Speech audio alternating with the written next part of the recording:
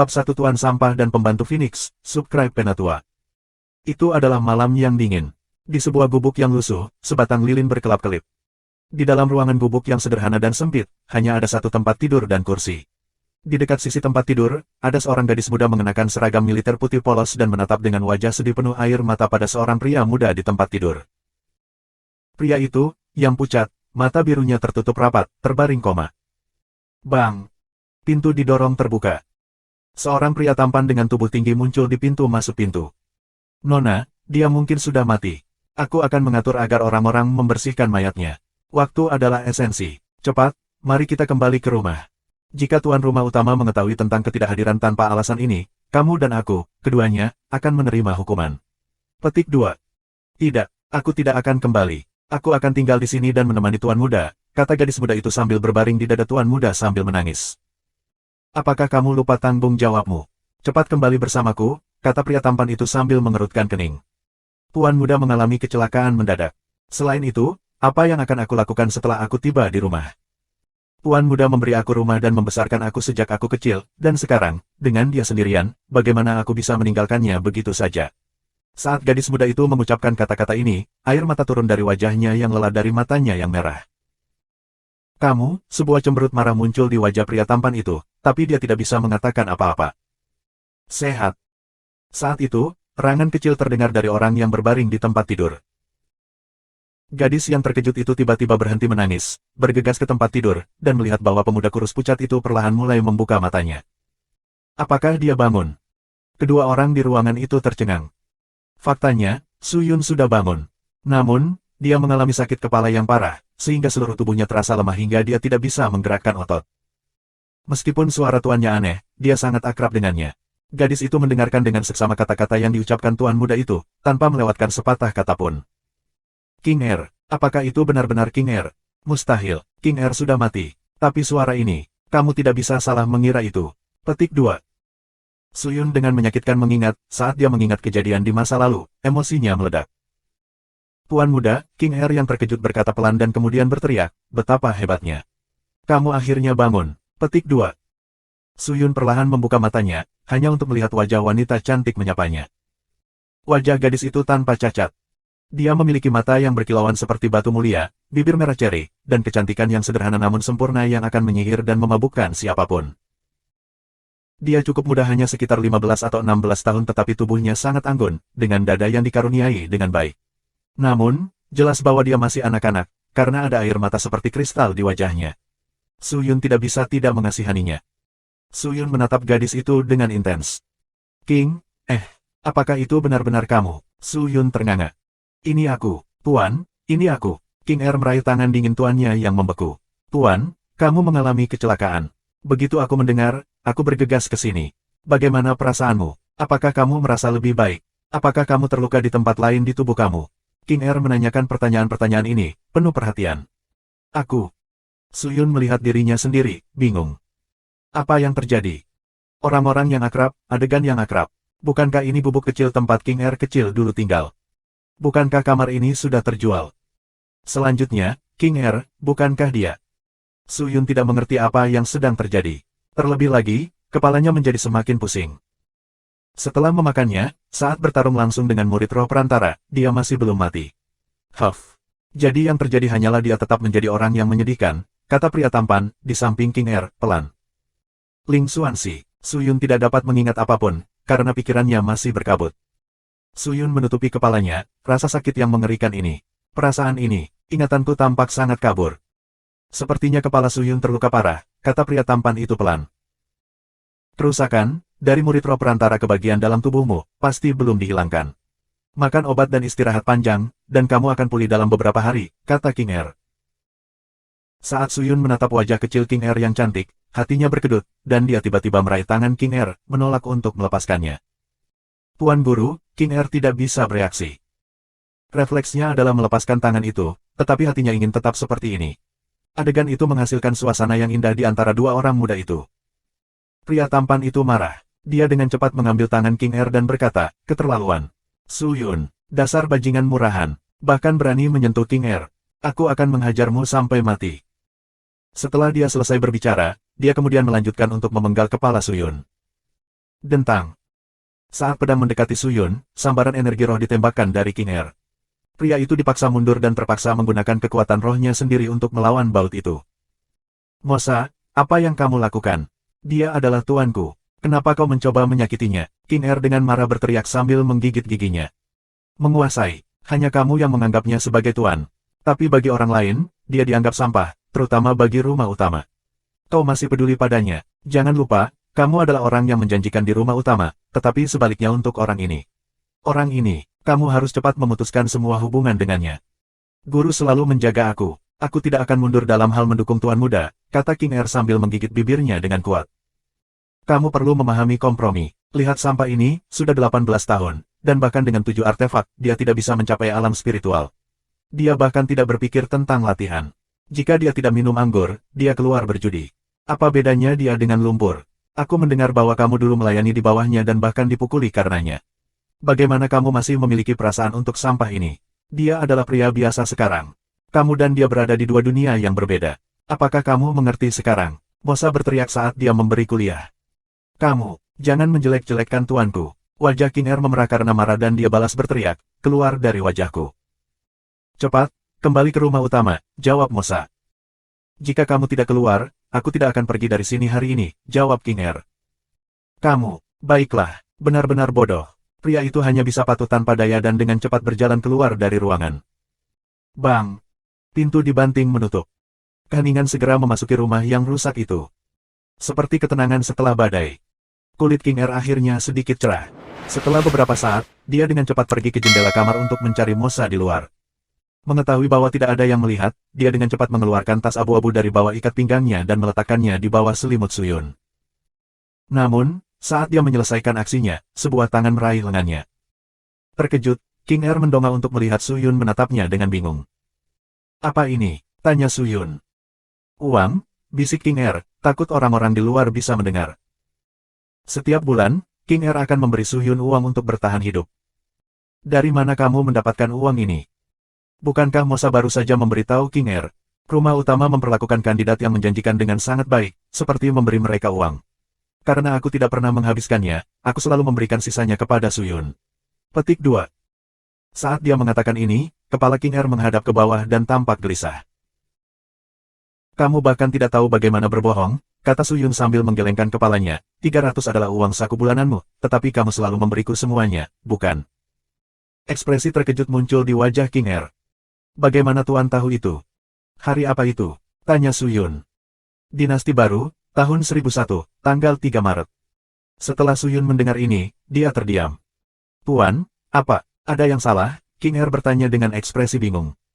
Tiba-tiba, dia ditangkap oleh pelukan erat dari Suyun. King Er, maafkan aku, Suyun meminta maaf. Itu adalah ungkapan yang sederhana, tetapi tidak diucapkan selama 15 tahun.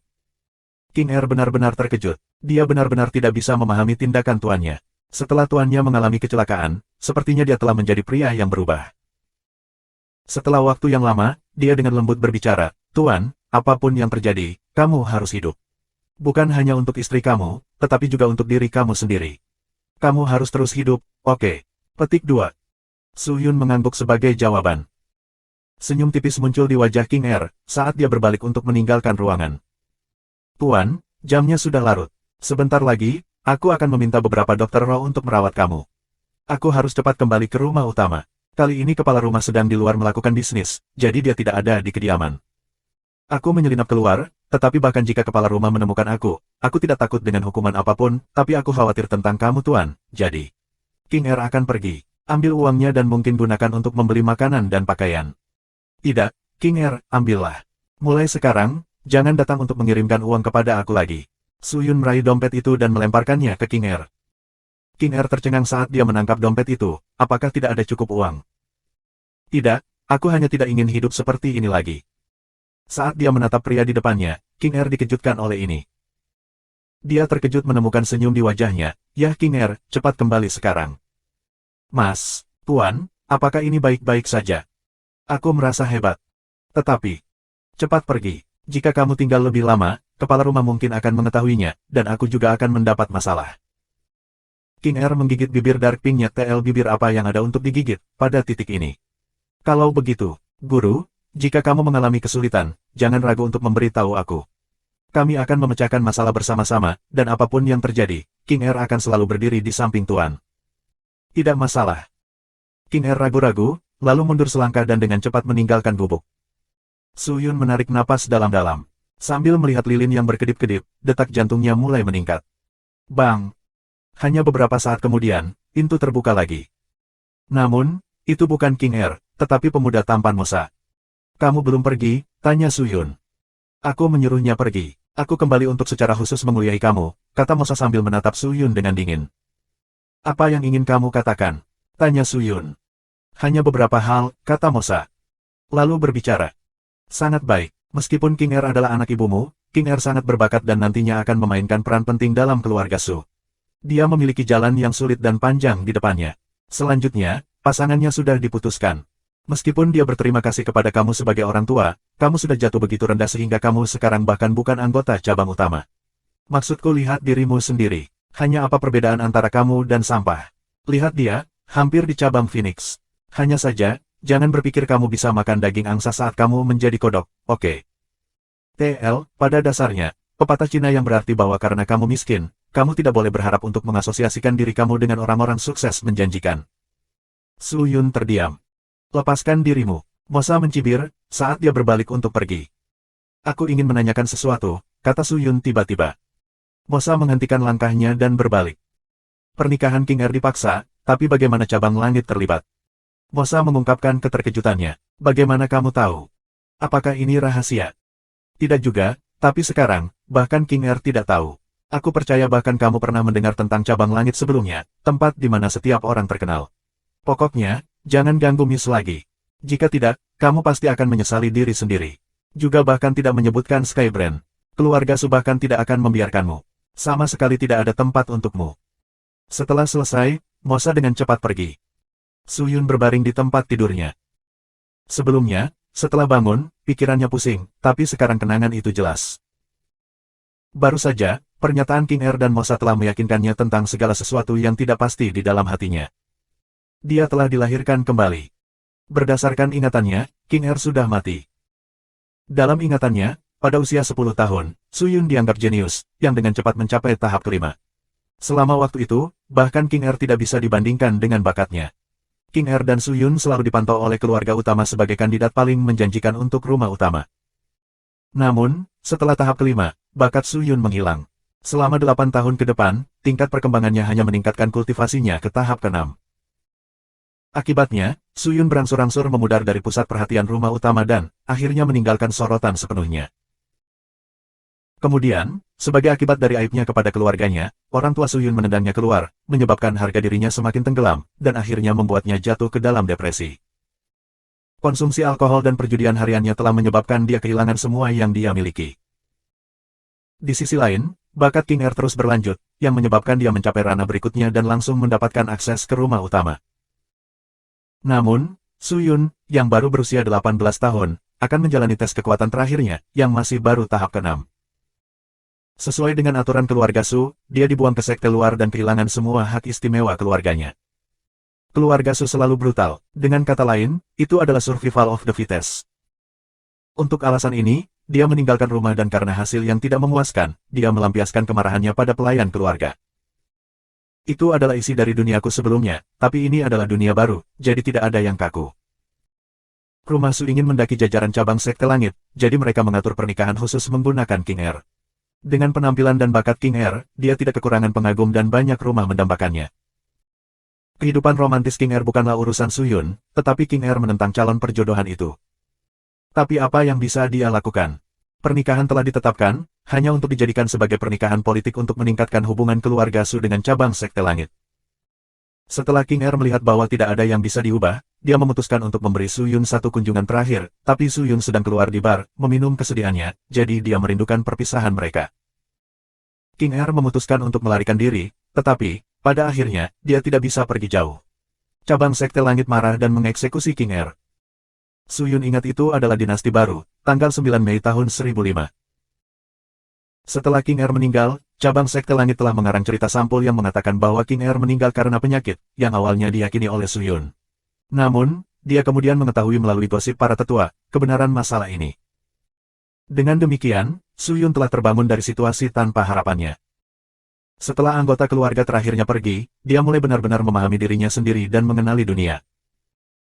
Tidak ada yang akan mengantarkannya uang setiap bulan, tidak ada yang akan membantu merawatnya ketika dia sakit, tidak ada yang akan peduli padanya sama sekali.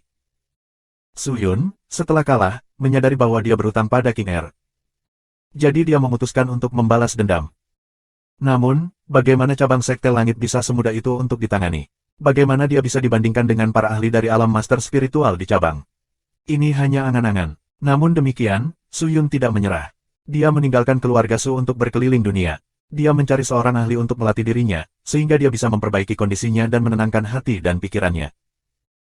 Meski begitu, banyak orang yang dibuat bingung dengan masalah mengapa dia tidak bisa memasuki tahap ketujuh. Bahkan guru yang terampil pun tidak berdaya.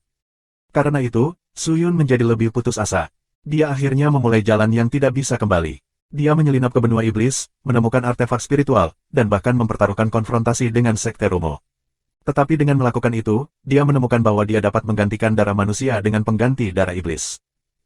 Tapi kenyataan itu kejam. Meski sudah berganti darah, kondisi awal ini masih sulit diperbaiki. Di bawah langit, Su Yun tidak punya tempat lain untuk berpaling. Bagaimanapun, itu adalah jalan yang tidak bisa kembali. Namun, ada kesempatan untuk menjadi ahli kelas dunia. Alasan asli Su Yun tiba-tiba kehilangan bakat adalah karena dia menderita penyakit aneh. Orang yang cacat secara rohani akan menderita kelainan yang langka. Namun, kelainan itu jarang terjadi, sehingga kasusnya selalu sulit dideteksi. Namun, jika terdeteksi, menyembuhkannya tidak terlalu sulit. Namun, saat dia memulai perawatannya, kesempatan bagus untuk menyerang cabang Sekte Langit muncul. Meskipun waktunya tepat, dia tidak punya waktu untuk sepenuhnya menyembuhkan penyakitnya. Ketika dihadapkan dengan dua pilihan ini, dia tidak bisa menunggu, karena butuh waktu puluhan tahun untuk menyembuhkan penyakitnya sepenuhnya. Dia berpikir dalam hati, tapi kali ini akan berbeda. Sebelum dia mencoba pembunuhannya, dia dengan hati-hati mengatur strategi. Itu adalah upaya untuk menggunakan artefak untuk memenggal kepala para tetua Sekte Langit. Kemudian pinjam kekuatan artefak untuk menghancurkan cabang Sekte Langit. Namun, dia meremehkan kekuatan para tetua cabang Sekte Langit. Selama pertempuran, Su Yun akhirnya dibunuh oleh para tetua. Setelah kematian, kesadarannya kembali ke gubuknya dari 15 tahun yang lalu. Dia telah kembali ke masa sebelum King Er akan melarikan diri dari keluarga Su, waktu di mana sudah 3 tahun dan 4 hari setelah dia diusir dari rumahnya. Tuhan telah memberiku kesempatan kedua, gumam Su Yun. Sebuah sumpah tiba-tiba muncul di hatinya. Bab 2 tidak membayar kembali, subscribe Penatua. 2 botol penawar racun, setetes obat tingkat rendah, 1 botol darah serigala hitam, 3 botol bedak talek, dan 3 potong daging hati harimau. Gunakan sisa uangnya untuk memberi kuda hitam yang aku sewa tempat untuk beristirahat, dan pastikan untuk memberinya makanan. Aku akan membutuhkannya besok. Di depan konter, seorang pria muda yang mengenakan pakaian hijau dan hitam meletakkan sekantong kecil koin di konter. Kulitnya pucat dan tulang pipinya sangat tipis. Namun demikian, garis besar keseluruhan wajahnya tampan. Ini terutama benar tentang matanya, sepertinya mereka memiliki kemampuan untuk melihat melalui pikiran seseorang. Seorang penjaga toko tua mengintip ke dalam kantong uang kecil dan tergagap. Aku katakan Su Yun, daging hati harimau mungkin bergizi, tetapi kamu hanya pada tahap ke-6, tingkat yang benar-benar lebih rendah. Jika kamu ingin makan daging hati harimau, kamu harus waspada terhadap kekuatan spiritual di dalam daging. Aku mendengar kamu pergi ke prefektur pemerintah dan terluka. Jika kamu makan daging hati harimau, dalam keadaan kamu saat ini, kamu mungkin juga membuang hidup kamu. Apakah kamu yakin masih ingin membelinya? Siapkan dagingnya. Su Yun tidak repot-repot menjelaskan dirinya sendiri. Dia benar-benar tidak kenal takut. Penjaga toko tua itu menggelengkan kepalanya, sambil akan menyiapkan daging. Setelah beberapa saat, produk yang diinginkan ditempatkan di konter. 3 koin roh untuk botol penawar racun, 5 koin roh untuk obat tetes tingkat rendah, 2 koin roh untuk botol darah serigala hitam, 1 koin roh untuk botol bedak talek, dan terakhir, 10 koin roh untuk daging hati harimau. Saat menambahkan sewa kuda, totalnya menjadi 35 koin roh. Penyewaan kuda lebih dari seminggu akan dikenakan biaya tambahan. Jika kuda itu terluka, jatuh sakit atau terbunuh, kompensasi harus dibayarkan sesuai dengan itu. Sementara penjaga toko tua itu berbicara, dia melepaskan tali kantong uang kecil itu. Ketika dia melihat ke dalam, dia terkejut menemukan bahwa ada 35 koin roh di dalam kantong. Tidak lebih, tidak kurang. Aku mungkin harus kembali untuk mengambil lebih banyak materi besok. Setelah dia selesai berbicara dengan penjaga toko, dia buru-buru meninggalkan toko. Melihat pemuda itu pergi dengan gesit, penjaga toko tua itu tidak bisa menahan diri untuk tidak berseru, anak ini, dia jarang datang ke toko. Kenapa? Kali ini dia datang, membeli banyak bahan aneh, dan bahkan menyewa kuda. Untuk apa dia membutuhkan bahan-bahan ini? Petik 2. Suyun dengan cepat keluar dari toko. Dia, harus dikatakan, membawa material yang menghabiskan seluruh nyawanya. Jika seseorang ingin mendapatkan lebih banyak koin roh, cara termudah adalah mencari pekerjaan untuk keluarga atau rumah utama. Menggunakan metode ini, akan memakan waktu sekitar 1 bulan untuk mendapatkan 50 koin roh. Sebelumnya Suyun tidak pernah bisa fokus pada jenis pekerjaan apapun untuk mendapatkan uang. Karena itu, dia mengandalkan uang King Air. Di depan, ada jalan melengkung, tampaknya tak berujung, dan diaspal dengan batu perunggu. Dilukis di atas adalah ilustrasi Griffin Agung, yang terlihat sangat hidup. Di kedua sisi jalan, ada rumah-rumah tua yang sudah usang, ditutupi dengan lumut yang telah tumbuh selama bertahun-tahun yang tak terhitung jumlahnya. Setiap pejalan kaki yang menggunakan jalur tersebut membawa kayu bakar, ember, atau bahan lainnya. Wajah mereka penuh konsentrasi dan kecemasan. Itu adalah jalan yang sangat sibuk. Tidak semua orang di wilayah keluarga Su terkait dengan keluarga Su. Beberapa tinggal di sana untuk menghindari perang, untuk berkultivasi untuk pelatihan, atau untuk menghindari hukuman dari berbagai kejahatan yang telah mereka lakukan di tempat lain. Mereka hanya tinggal di wilayah keluarga Su, mengikuti aturan, dan mencoba bertahan hidup di dunia yang kejam dan keras. Kondisi untuk pelatihan budidaya sangat sederhana dan sederhana di daerah ini. Lapangan kultivasi untuk berlatih hanyalah area terbuka, dengan batu bata dan pasak yang mengelilinginya. Alun-alun itu sangat membutuhkan perbaikan. Di dekat daerah sekitarnya, ada banyak toko kecil untuk membeli teknik bela diri dasar. Tidak ada pemasok obat spiritual, tidak ada pemasok harta karun. Bahkan hanya ada satu dosen yang datang setiap 3 hari sekali. Tidak berlebihan untuk mengatakan bahwa berkultivasi di area ini sangat sulit. Meskipun demikian, keluarga Su memang memberikan kesempatan untuk kemajuan personel di sekte luar. Itu adalah aturan keluarga Su, jika seseorang memasuki tahap 10 kultivasi, mereka memenuhi syarat untuk memasuki sekte dalam keluarga Su. Segera setelah memasuki sekte dalam, dia akan diberi hadiah rumah baru dan dapat memilih senjata dari gudang. Setiap bulan dia akan diberi hadiah 5 pelet spiritual yang bagus dan 200 koin roh. Orang tersebut juga akan diizinkan memasuki area latihan kultivasi tingkat lanjut dan memiliki akses ke teknik yang lebih maju. Pada dasarnya, itu akan memungkinkan seseorang untuk maju lebih mudah dan mencapai prestasi yang lebih besar. Ini adalah perbedaan besar dalam perlakuan antara sekte dalam dan luar. Untuk alasan ini, terlepas dari kehidupan yang sulit di sekte luar, ada banyak orang yang bekerja keras untuk meningkatkan tahap kultivasi mereka untuk memasuki sekte dalam. Hei Suyun. Saat itu, sebuah teriakan datang dari sisi penglihatannya.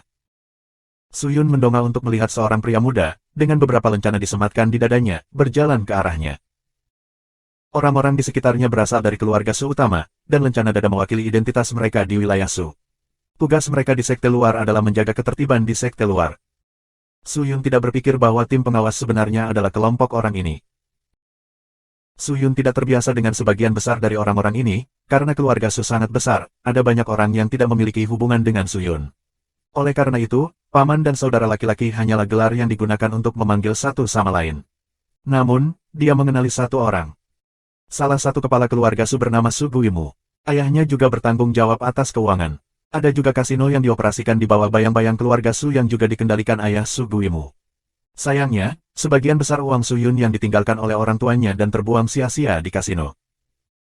Suyun tidak terlalu menyukai Su Guimu karena Su Guimu menipu Suyun dari banyak uang melalui taktik perjudian yang tidak adil.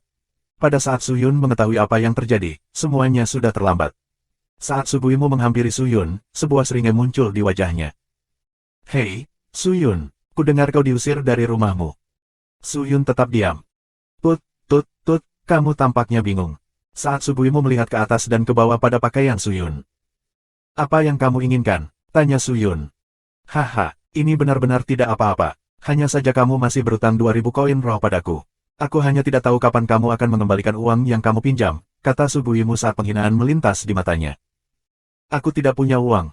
Tidak ada uang. Wajah Su Guimu langsung berubah jelek. Dia dengan kejam berteriak, beraninya kamu berutang uang padaku, dan masih tidak bisa membayarku kembali. Apakah kamu tahu konsekuensi dari tidak dapat membayar kembali uang itu? Aku tahu. Jadi, apakah kamu akan mengembalikan uangku? Aku sudah bilang aku tidak punya uang.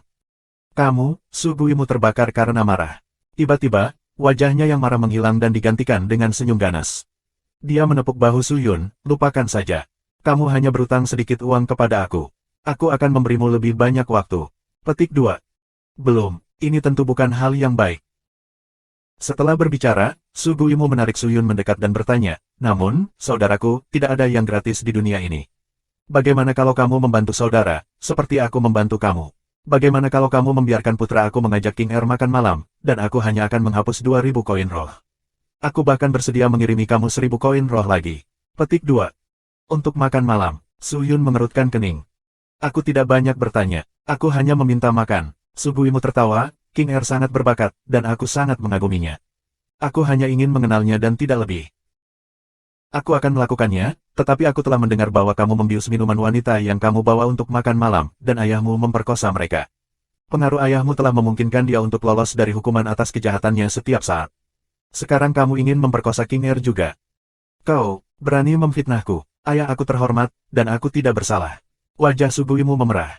Dengan marah dia berteriak pada Su Yun, apakah kamu akan membantuku? Jika tidak, kembalikan uang aku sekarang. Belum. Su Yun menjawab sambil menatap lurus ke wajah Su Guimu. Aku akan membunuhmu. Su Guimu menjadi marah dan mengarahkan pukulannya langsung ke wajah Su Yun. Su Yun dengan hati-hati melangkah mundur dan dengan hati-hati menghindari pukulan itu. Hanya pada tahap ke-6 namun dia masih sesombong ini. Kelilingi dia. Aku akan memastikan dia dihukum hari ini, teriak Su Guimu. Di belakang Su Guimu, orang-orang mulai mengepung Su Yun, memotong kesempatannya untuk melarikan diri. Namun, Su Yun tidak gugup sama sekali. Dia menjawab, Su Guimu, aku tidak ingin ayahmu dikeluarkan dari kantor. Jika kamu tidak menginginkan itu, maka bawalah orang-orangmu dan pergilah. Bah, kemampuan apa yang kamu miliki anak? Kamu diusir dari rumah kamu, namun kamu berani menantang aku. Su Guimu mencibir dengan jijik. Aku mungkin tidak memiliki kemampuan, tetapi jika aku memberitahu tuan rumah, apakah kamu pikir kamu akan bebas dari hukuman? Setelah Su Yun selesai, Su Guimu tertawa terbahak-bahak. Lol. Ini benar-benar lucu. Su Yun, kamu masih tidak mengerti. Lihatlah situasi kamu. Menarik untuk tuan rumah. Akankah kepala bahkan mempercayai kamu ketika kamu menyatakan semua yang kamu katakan? Kamu berada di sekte luar, jadi saat ini, kamu bahkan tidak memenuhi syarat untuk memasuki sekte dalam. Sekarang kamu ingin mengadu kepada tuan rumah.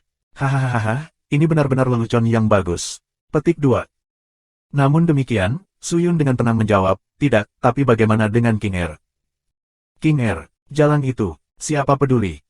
Apa kau yakin tentang ini? Apa menurutmu aku tidak cukup berani?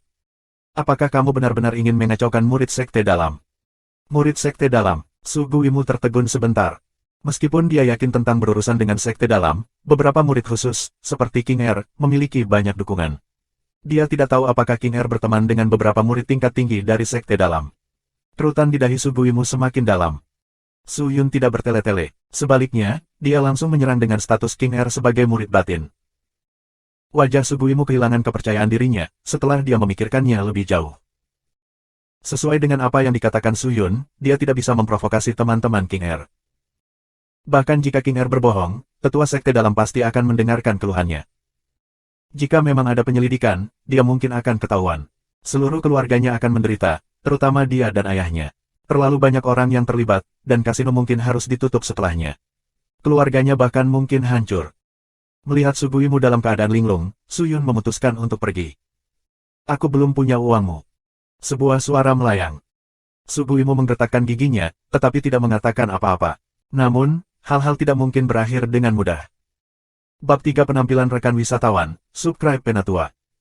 Su Guimu terperangah dengan kemampuan Su Yun untuk bernegosiasi. Meskipun keluarga Su Guimu sangat berpengaruh, mereka masih memiliki banyak musuh. Jika kabar ini tersiar, musuh-musuhnya dapat dengan mudah menjatuhkan keluarganya dari posisinya. Su Guimu tidak mau mengambil risiko. Ini karena saat ini, kasino tidak memiliki rencana untuk menutup-nutupi masalah ini. Su Yun dengan cepat kembali ke rumahnya untuk berkultivasi menggunakan bahan yang dia beli. Meskipun kultivasinya tidak tinggi, pengalamannya selama bertahun-tahun di dunia kehidupan masa lalunya memberinya keuntungan besar. Dia memiliki pemahaman yang mendalam tentang banyak metode kultivasi. Untuk memperbaiki meridiannya, dia melakukan penelitian ekstensif di hampir setiap bidang. Pemahamannya tentang tubuh jauh melampaui sebagian besar pembudidaya veteran. Khusus untuk kedokteran, Su Yun bahkan bisa dibilang master, meski hanya seadanya. Dalam tahun-tahun yang tak terhitung jumlahnya dia berkeliling dunia di masa lalunya, dia berlatih dengan banyak pembudidaya dan dokter terkenal untuk memperbaiki meridiannya. Setelah bertahun-tahun berkeringat dan bekerja keras, prestasi yang dia capai untuk menyembuhkan kondisinya tidak ada yang bisa dicemooh. Meskipun bakat kultivasinya buruk, Suyun masih memiliki kemampuan belajar yang mengesankan untuk memori dan kemampuan pemahaman. Meskipun demikian, kecepatan kultivasi tidak didasarkan pada kemampuan belajar. Tubuhnya masih rusak. Tapi itulah masalahnya di tahun-tahun berikutnya. Saat ini, dia sudah tahu cara menyembuhkan kondisinya. Dia akan menggunakan herbal untuk menyembuhkan dirinya sendiri dengan cepat, sehingga dia akhirnya bisa mulai berkultivasi. Setelah dia selesai menyembuhkan kondisinya, bakatnya akan bisa kembali. Ini adalah pikiran batin Suyun. Namun, saat ia mendekati gubuknya, geraman rendah mencapai telinganya. Suyun melirik asal suara. Dia melihat sebuah kereta mewah yang ditarik oleh seekor binatang buas dengan tubuh ungu besar seukuran sapi dan 2 tanduk besar. Binatang ungu itu memancarkan aura yang kuat, tubuhnya tampaknya dipenuhi dengan energi, sebanding dengan binatang buas legendaris di alam liar. Binatang ini juga sangat setia dan hanya mengenali satu tuan sepanjang hidupnya. Binatang bertanduk ungu ini dikatakan mampu menarik kereta seberat 400 kg dengan mudah. Itu bisa bertindak sebagai kuda untuk menarik kereta, tetapi juga memberikan perlindungan yang memadai saat dibutuhkan. Oleh karena itu, binatang ini sangat mahal, yang hanya mampu dibeli oleh orang kaya. Suyun melirik tanda kuning di kereta dan segera tahu orang yang datang. Saat dia membawa barang-barangnya, dia perlahan berjalan menuju gubuknya. Kaca. Pintu gubuk itu perlahan didorong terbuka. Sebelum meja usang, ada seorang tetua berambut tua duduk sambil minum teh dari cangkir yang pecah. Suyun melihat ke arah tetua berambut putih, lalu ke kereta mewah yang diparkir di luar, matanya sedikit gemetar dan dengan cepat menutup pintu. Su Gongsai, lama tidak bertemu, bagaimana kabarmu? Penatua kulit putih menegakkan tubuh dan menghadap Suyun dengan hormat. Penatua kulit putih melihat situasi memalukan aku saat ini, apa yang ingin kamu bicarakan? Bagi kamu untuk datang secara pribadi, itu pasti sesuatu yang penting, kan? Petik 2. Suyun meletakkan materinya di lantai saat dia berbicara. Mata tetua kulit putih itu berkilat dengan keraguan saat dia menyapukan pandangannya pada materi, tetapi tidak menanyakan tentang tujuan materi, sebaliknya dia langsung ke intinya, untuk hari ini, aku hanya memiliki satu hal untuk dibicarakan dengan kamu. Petik 2. Katakan. Suyun tersenyum tulus, menunggu jawabannya.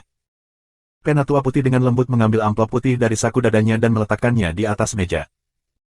Ini adalah perkamen yang bernilai 30.000 koin roh, yang akan dihormati oleh salah satu bank di prefektur.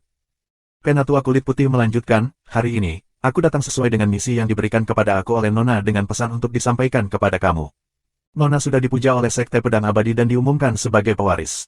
Aku takut Nona akan memilih orang lain untuk calon pernikahan dan oleh karena itu, aku ingin kamu untuk mengangkat pernikahan. Amplop ini, akan menjadi kompensasi kamu. Suyun menahan kesunyiannya. Tampaknya keluarga putih telah datang. Keluarga Su dan keluarga putih sebanding satu sama lain, tetapi Sekte Pedang Abadi jauh lebih kuat. Itu memiliki ratusan ribu murid dengan pengaruh yang jauh lebih luas daripada dua keluarga. Nona Gedung Putih sangat berbakat, yang sesuai dengan bakat tak tertandingi kamu sebelumnya. Namun, kamu telah kehilangan segalanya dan Nona Gedung Putih masih mempertahankan bakatnya, jadi satu-satunya hasil adalah pembubaran pernikahan di antara kamu berdua. Sekarang Suyun, kamu tidak punya apa-apa, tidak ada bakat, tidak ada status, bahkan tidak cukup makanan atau pakaian, bagaimana bisa Nona Gedung Putih menjadi pengantinmu? Sementara Suyun membuka tas bahan yang dia beli hari ini, dia berkata, ambil uangnya. Wajah tetua kulit putih berubah menjadi ekspresi dingin, kamu tidak setuju. Aku setuju. Suyun berkata dengan tenang dan tidak tergerak dan melanjutkan, namun, untuk secara resmi membubarkan pernikahan, kami membutuhkan orang-orang yang terkena dampak masalah untuk datang secara pribadi dan memintanya. Setelah tetua kulit putih mendengar kata-kata ini, ekspresi terkejut tiba di wajahnya. Dia berpikir sejenak, mengangguk dan kemudian berjalan menuju pintu gubuk. Dia dengan cepat berjalan keluar ke kereta dan pergi ke jendela. Kemudian tetua kulit putih memberi hormat di dekat jendela. Setelah beberapa saat, tirai gelap dari sutra bersulam diangkat dan seorang wanita mengenakan gaun lengan kuning muda menuruni tangga kereta. Wanita itu tampak cantik.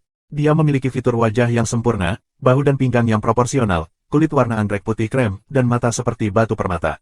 Dia secara alami memancarkan aura yang mempesona. Dia adalah seorang wanita yang akan menyebabkan pria di sekitarnya secara alami merawatnya. Saat dia dengan ringan berjalan menuju gubuk, jika kamu melihat dengan seksama, kamu bisa melihat pedang tipis di bawah lengan bordiran gaunnya. Berderak. Pintu didorong terbuka. Di dalamnya ada Suyun, yang masih memilah-milah bahan yang dia beli untuk kultivasi. Dia bahkan tidak meliriknya saat dia memasuki gubuk. Bai Yan tidak marah sama sekali.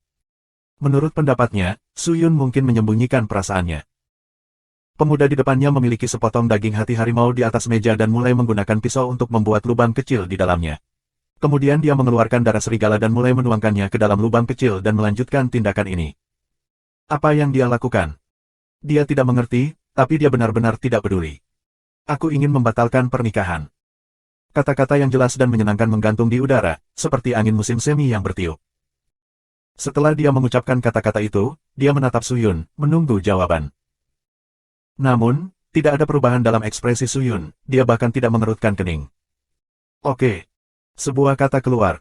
Itu hambar dan tidak menyebabkan riak. Bai Yan tercengang. Dia tidak mengerti mengapa Suyun bahkan tampak bahagia. Kamu berjanji. Dia tidak percaya diri saat menanyakan kata-kata ini. Ya.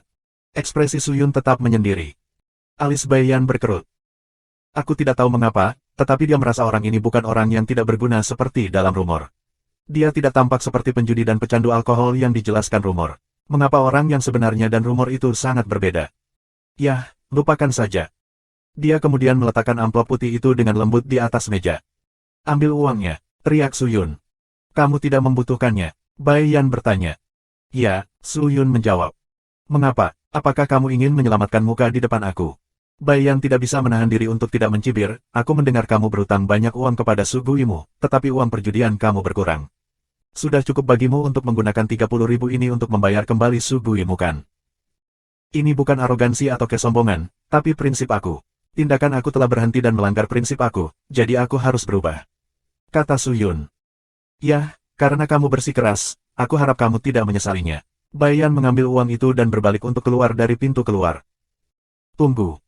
Suyun tiba-tiba berkata. Alis Bai Yan terangkat saat dia berbalik ke arahnya, apalagi yang harus kamu katakan? Aku hanya ingin mengatakan satu hal lagi. Oke, katakan. Aku harap kamu tidak menyesalinya. Suyun selesai.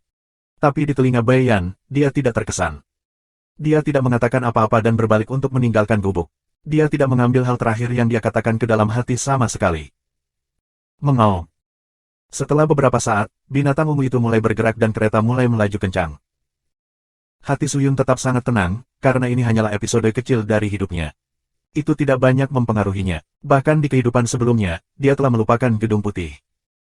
Dia bahkan tidak peduli dengan wanitanya sendiri, bagaimana dia bisa merawat Bai Yan. Suyun menggelengkan kepalanya dan terus menumbuk daging jantung harimau di atas meja. Dia melanjutkan sampai darah serigala hitam benar-benar meresap ke dalam daging.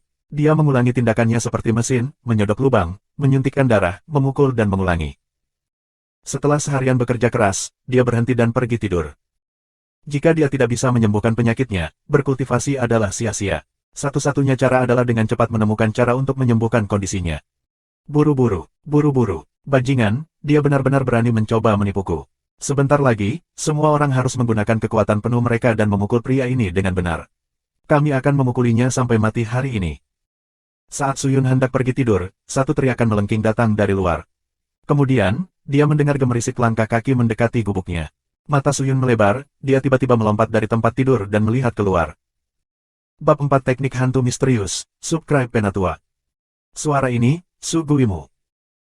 Nadanya sangat marah, intimidasi siang hari Suguimu tidak seberapa dibandingkan dengan kemarahan mendidih yang dia gambarkan sekarang. Meskipun King Er adalah murid sekte dalam, dia masih orang biasa.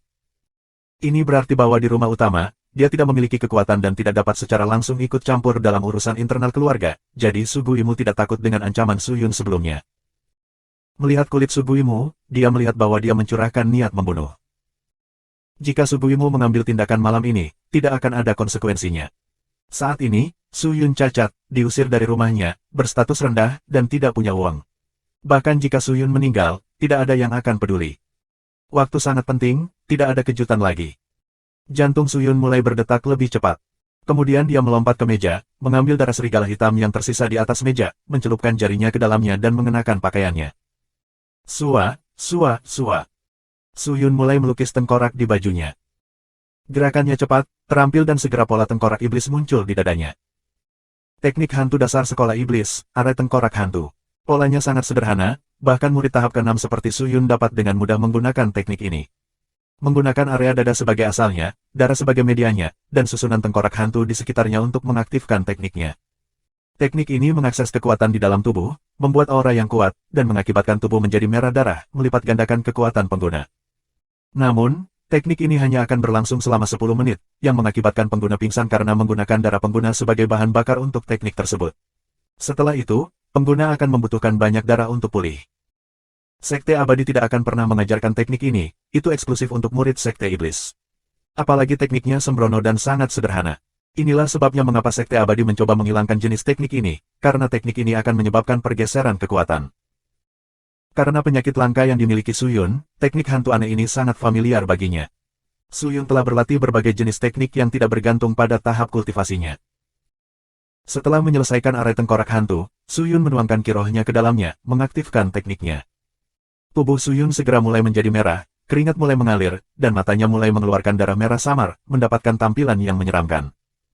Menabrak. Pintu dibuka dengan kasar. Tumpukan orang bergegas masuk. Su Guimu. Suyun terengah-engah, sementara orang-orang mulai masuk ke dalam gubuk kecilnya. Orang-orang yang bergegas masuk tercengang oleh kulit merah Suyun, menyebabkan mereka menjadi berhati-hati. Su Guimu bertanya dengan suara gemetar, "Suyun, kamu. Apa yang kamu lakukan? Mengapa kamu menyerbu ke rumahku di tengah malam?" Suyun bertanya sambil menahan rasa sakit yang disebabkan oleh darahnya dikonsumsi oleh teknik itu. Mendengar Suyun, Su Guimu mengerutkan kening, tentu saja untuk menagih uang yang kau pinjam padaku. Kamu berutang banyak koin roh kepada aku dan hari ini, aku akan mengumpulkannya. Petik 2. Apakah kita tidak setuju untuk menunggu? Tunggu, angan-angan. Sejujurnya, bahkan jika King Er pergi ke rumah utama untuk mengeluh, aku tidak takut. Karena itu, berlututlah, mohon belas kasihan dan bayar aku kembali atau aku akan melumpuhkan kamu. Aku akan mengubahmu menjadi sampah tak berguna seperti dirimu yang sebenarnya. Memilih. Su Guimu berbicara dengan senyum arogan. Dia bertekad untuk menghukum Suyun. Suyun tetap diam. Setelah beberapa saat, dia bertanya. Apakah tidak ada pilihan ketiga? Tidak, Su Guimu menjawab. Kalau begitu aku akan membuatnya. Suyun menjawab. Buat satu. Su Guimu berhenti sejenak. Saat dia melihat Suyun, Suyun bergerak secepat kilat dan bergegas ke arahnya. Roh Ki Suyun meledak, kiroh tubuhnya mengalir keluar seperti banjir yang menembus bendungan. Teknik gerakan yang sangat baik, Tuan Muda. Apakah dia benar-benar hanya tahap ke-6? Salah satu bawahan berseru. Yang lain bahkan tidak sempat berkomentar, karena saat itu tinju Suyun sudah mencapai dada Su Guimu. Bang! Su Guimu tertangkap basah dan langsung terbang keluar pintu. Saat dia jatuh dengan keras ke tanah, dia meludahkan seteguk darah dan nyaris tidak pingsan. Kejutan. Terkejut. Semua orang benar-benar tercengang. Meskipun Su Guimu bukan seorang jenius, dia masih berada di kultivasi tahap ke-7 dibandingkan dengan kultivasi tahap ke-6 sampah Suyun. Namun, Su Guimu terluka parah hanya dengan satu pukulan dari Suyun. Ini hanya mungkin bagi murid-murid dari kultivasi tahap awal ke-9, tetapi sulit bahkan untuk kultivasi tahap ke-8 puncak. Tapi, bagaimana Suyun bisa melakukannya? Puan Muda. Setelah para anggota pulih, mereka bergegas untuk menopang Su Guimu. Tidak ada yang berani memprovokasi Suyun. Setelah pertarungan, mereka tahu bahwa jika mereka menyerang Suyun, mereka akan menderita yang sama atau bahkan lebih buruk dari Su Guimu.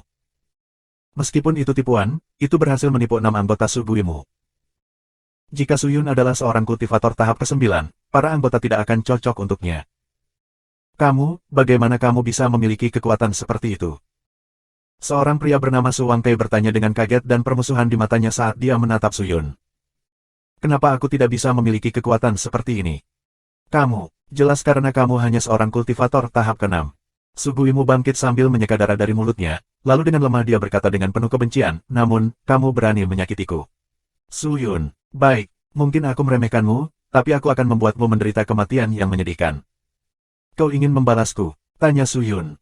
Kenapa aku harus melakukannya? Aku hanya bisa bertanya pada ayahku, dia akan membiarkan hukum regulasi Su menghukummu. Kalian salah besar. Suyun menggelengkan kepalanya. Bagaimana? Dengan pengaruh ayahku, bagaimana tidak bisa menjagamu? Su Guimu bertanya. Tentu saja dia bisa, kata Suyun. Hahaha, ini benar-benar lucu. Su Guimu tertawa terbahak-bahak. Suyun, mungkin kamu telah menghindari hukuman 2 kali sekarang. Namun, hasil akhirnya tetap sama. Apa yang bisa kamu lakukan terhadap orang-orang dari kekuatan besar? Seorang pria berjanggut pendek dengan jijik berkata. Ini seperti belalang yang mencoba menghentikan kereta atau seperti semut yang mencoba mengguncang pohon. TL, pada dasarnya, seseorang mencoba melakukan hal yang mustahil. Beberapa orang mencibir. Tapi Suyun tidak tampak marah, dia hanya menatap kerumunan, memasang pandangan ragu-ragu, dan kemudian berkata, ini rahasia, tuan rumah tidak membiarkan aku berbicara tentang ini. Namun, hari ini rahasianya harus keluar. Petik 2. Wajah tersenyum semua orang menghilang. Kamu harus tahu bahwa tes kekuatan terakhir, aku hanya berada di peringkat pada kultivasi tahap ke-6. Nyatanya, itu palsu. Aku sudah memasuki ranah itu sejak lama. Yang disebut sampah tahap ke-6 hanya yang diketahui orang luar. Mengapa aku menyembunyikan ini? Ini karena aku adalah senjata rahasia keluarga Su. Senjata rahasia. Su Guimu terperangah. Ya. Suyun berkata, ini adalah sesuatu yang hanya diketahui oleh beberapa orang terpercaya. Aku tidak yakin, tetapi jika kamu menyingkirkan aku, maka keluarga kamu kemungkinan besar akan dibuang dari keluarga Su. Lagi pula, keluarga Su tidak menjanjikan apa-apa kepadaku selama aku tetap menjadi senjata rahasia. Meskipun demikian, aku memberi kamu wajah, jika tidak, kamu akan mati. Aku hanya meninju kamu dan menyebabkan beberapa luka ringan. Untuk membunuhmu, semudah membunuh seekor semut. Mudah. Setelah kata-kata itu diucapkan, semua orang ketakutan. Su Guimu memandang bawahannya di sekitarnya dengan bingung. Tuan muda, apa yang dia katakan mungkin benar. Tidak mungkin dia hanya pada kultivasi tahap ke-6, kalau tidak pukulan itu tidak akan melukaimu begitu parah. Jika apa yang dia katakan itu benar, maka kita harus berhati-hati untuk memprovokasi Suyun sekarang. Dia mungkin mengandung lebih banyak rahasia. Kita akan mundur dengan cepat, jadi kita tidak akan memprovokasi orang ini lebih jauh. Anggota terdekat dari kelompok Su Guimu tidak peduli lagi dengan misi Su Guimu. Mereka hanya mencoba membujuk Su Guimu untuk pergi. Tapi, apakah ini? Su Guimu masih belum puas. Satu pukulan menyebabkan ini. Namun, apa hasilnya? Suyun baru saja menyelamatkannya. Seorang kultivator tahap ke-6 dapat secara serius melukai seorang kultivator tahap ke-7 ke ambang kematian. Apakah dia benar-benar murid sekte luar? Dia pasti menyembunyikan kekuatannya, apa yang dia katakan mungkin benar. Guru, kita harus mentolerir penghinaan, jadi kita akan pergi. Cepat laki-laki, bantu aku bangun, Su Guimu berkata sambil menggertakkan giginya. Ya, Pak, kelompok yang dipimpin oleh Su Guimu semuanya berbalik untuk pergi. Berhenti. Suyun tiba-tiba berteriak. Semua orang menggigil. Su Guimu menatap Suyun dengan tatapan kompleks. Apalagi yang kamu inginkan? Su Guimu mendesis. Bagian dari diriku sebagai senjata rahasia, jangan pergi untuk menyatakannya kepada semua orang, jika tidak, jika seseorang dari keluarga utama mendengarnya, jangan berharap untuk terus hidup. Su Guimu dan kelompoknya semua menggigil dan mengangguk. Besok pagi, bawakan 1 pon darah monyet api, kalau tidak, aku tidak akan melupakan masalah ini. Suyun melanjutkan. 1 pon darah uang api. Su Guimu hampir meludahkan kata-katanya. Ini akan membutuhkan 5.000 koin roh. Monyet api sangat berharga dan langka. Karena itu, darahnya bahkan lebih langka dan mahal. Suyun meminta 1 pon, Su Guimu tidak bisa mempercayai keberanian Suyun. Aku akan menggunakannya untuk berkultivasi. Hitung itu sebagai barang yang akan kamu berikan kepada aku untuk menyelamatkan hidup kamu. Kamu tidak setuju, kamu bahkan terlihat enggan. Jangan memprovokasi aku atau aku akan mengambil sesuatu yang jauh lebih penting. Petik 2. Suyun berkata dengan acuh tak acuh, tetapi semua orang yang hadir tahu bahwa dia mengancam Su Guimu dan kelompoknya. Hati Su Guimu dipenuhi dengan penyesalan, tetapi bagaimana dia bisa menyinggung Suyun sekarang? Su Guimu hanya bisa menahan amarahnya dan segera pergi. Segera, gubuk itu kembali ke suasananya yang tenang. Tapi setelah kelompok itu pergi, Suyun ambruk di tanah. Bab 5, Orang Menyelinap di Malam Hari, Subscribe Penatua. Ayahnya curiga setelah Su Guimu kembali terluka, tetapi tidak menyelidiki lebih dalam. Meskipun demikian, tampilan kekuatan Suyun sudah cukup. Suyun tidak lagi takut akan pembalasan dari Su Guimu. Keesokan paginya, Su Wangkei membawa darah monyet api ke gubuk. Suyun menerima darah monyet api setelah dia menopang dirinya sendiri. Segera setelah itu, Su Wangkei pergi dan Suyun mulai meminum darah monyet api dengan cepat. Darah monyet api adalah barang kelas atas yang sangat mahal, oleh karena itu, tubuh Suyun mulai pulih dengan cepat. Segera setelah itu, sebagian besar pulih, Suyun mulai memasukkan daging yang sudah disiapkan ke dalam karung. Darah dibungkus agar tidak merembes keluar dari kantong. Kemudian, dia mengambil beberapa roti kukus dan beberapa pedang berkarat. Setelah semuanya siap, dia menuju pasar.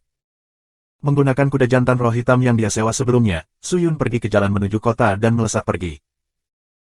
Kuda roh hitam adalah jenis kuda jantan roh yang memiliki kekuatan spiritual dalam jumlah besar. Saat berlari, ia hanya mengandalkan ki rohnya. Selain itu, langkahnya pun cukup cepat sebanding dengan kuda pacuan. Keluarga Su tidak membatasi kebebasan siapapun, memungkinkan akses gratis ke wilayah di luar keluarga Su. Namun, dengan binatang buas yang mengamuk di daratan, sangat sulit untuk bertahan hidup di hutan belantara. Begitu seseorang meninggalkan keluarga Su, mereka akan hidup sendiri, yang berarti bertahan hidup akan menjadi perjuangan sehari-hari bagi mereka. Sebagai pembudidaya tahap ke-6, Su Yun bahkan tidak memiliki kekuatan untuk membunuh binatang buas terlemah di hutan belantara. Karena itu, dia hanya bisa mengikuti jalan utama melalui hutan dengan hati-hati, untuk menghindari masalah, dan mencoba bergegas ke tujuannya. Meskipun demikian, saat Su Yun menempuh jarak yang tak terhitung jumlahnya, dia bertemu dengan beberapa binatang buas yang mengamuk. Oleh karena itu, dia hanya bisa diam-diam menghindari mereka saat dia dengan cepat bergegas ke tujuannya. Akhirnya, setelah 2 hari menunggangi kuda jantan roh, dia akhirnya sampai di tempat tujuannya. Dataran Harimau. Gubuk Su Yun berjarak sekitar 500 km dari dataran harimau. Kuda jantan roh hitamnya kelelahan, jadi Su Yun menariknya ke tempat terbuka dan mengikatnya ke pohon. Kemudian, dia menemukan beberapa makanan ternak TL, pakan kuda arwah untuk kuda arwah. Setelah itu, dia kemudian menuju ke Tiger Plains. Dataran harimau berada di bawah yurisdiksi Sekte Pedang Abadi. Selanjutnya, daerah ini adalah rumah bagi sekolah nomor 1 Sekte Pedang Abadi dari 7 sekolah mereka. Jika seseorang tidak memiliki kultivasi tahap ke-8, itu akan menjadi bunuh diri untuk mencoba memasuki dataran. Di sini, binatang spiritual ganas yang tak terhitung jumlahnya mengamuk, di mana-mana berbahaya, daerah itu ditutupi oleh gas beracun. Jika seseorang membuat kesalahan kecil dan bertemu dengan binatang spiritual yang terlalu kuat, orang itu bahkan tidak akan bisa melarikan diri. Su Yun mulai hati-hati memasuki dataran. Area luar Tiger Plains tidak mengandung binatang spiritual yang benar-benar akan membahayakan Su Yun, jadi dia aman untuk saat ini.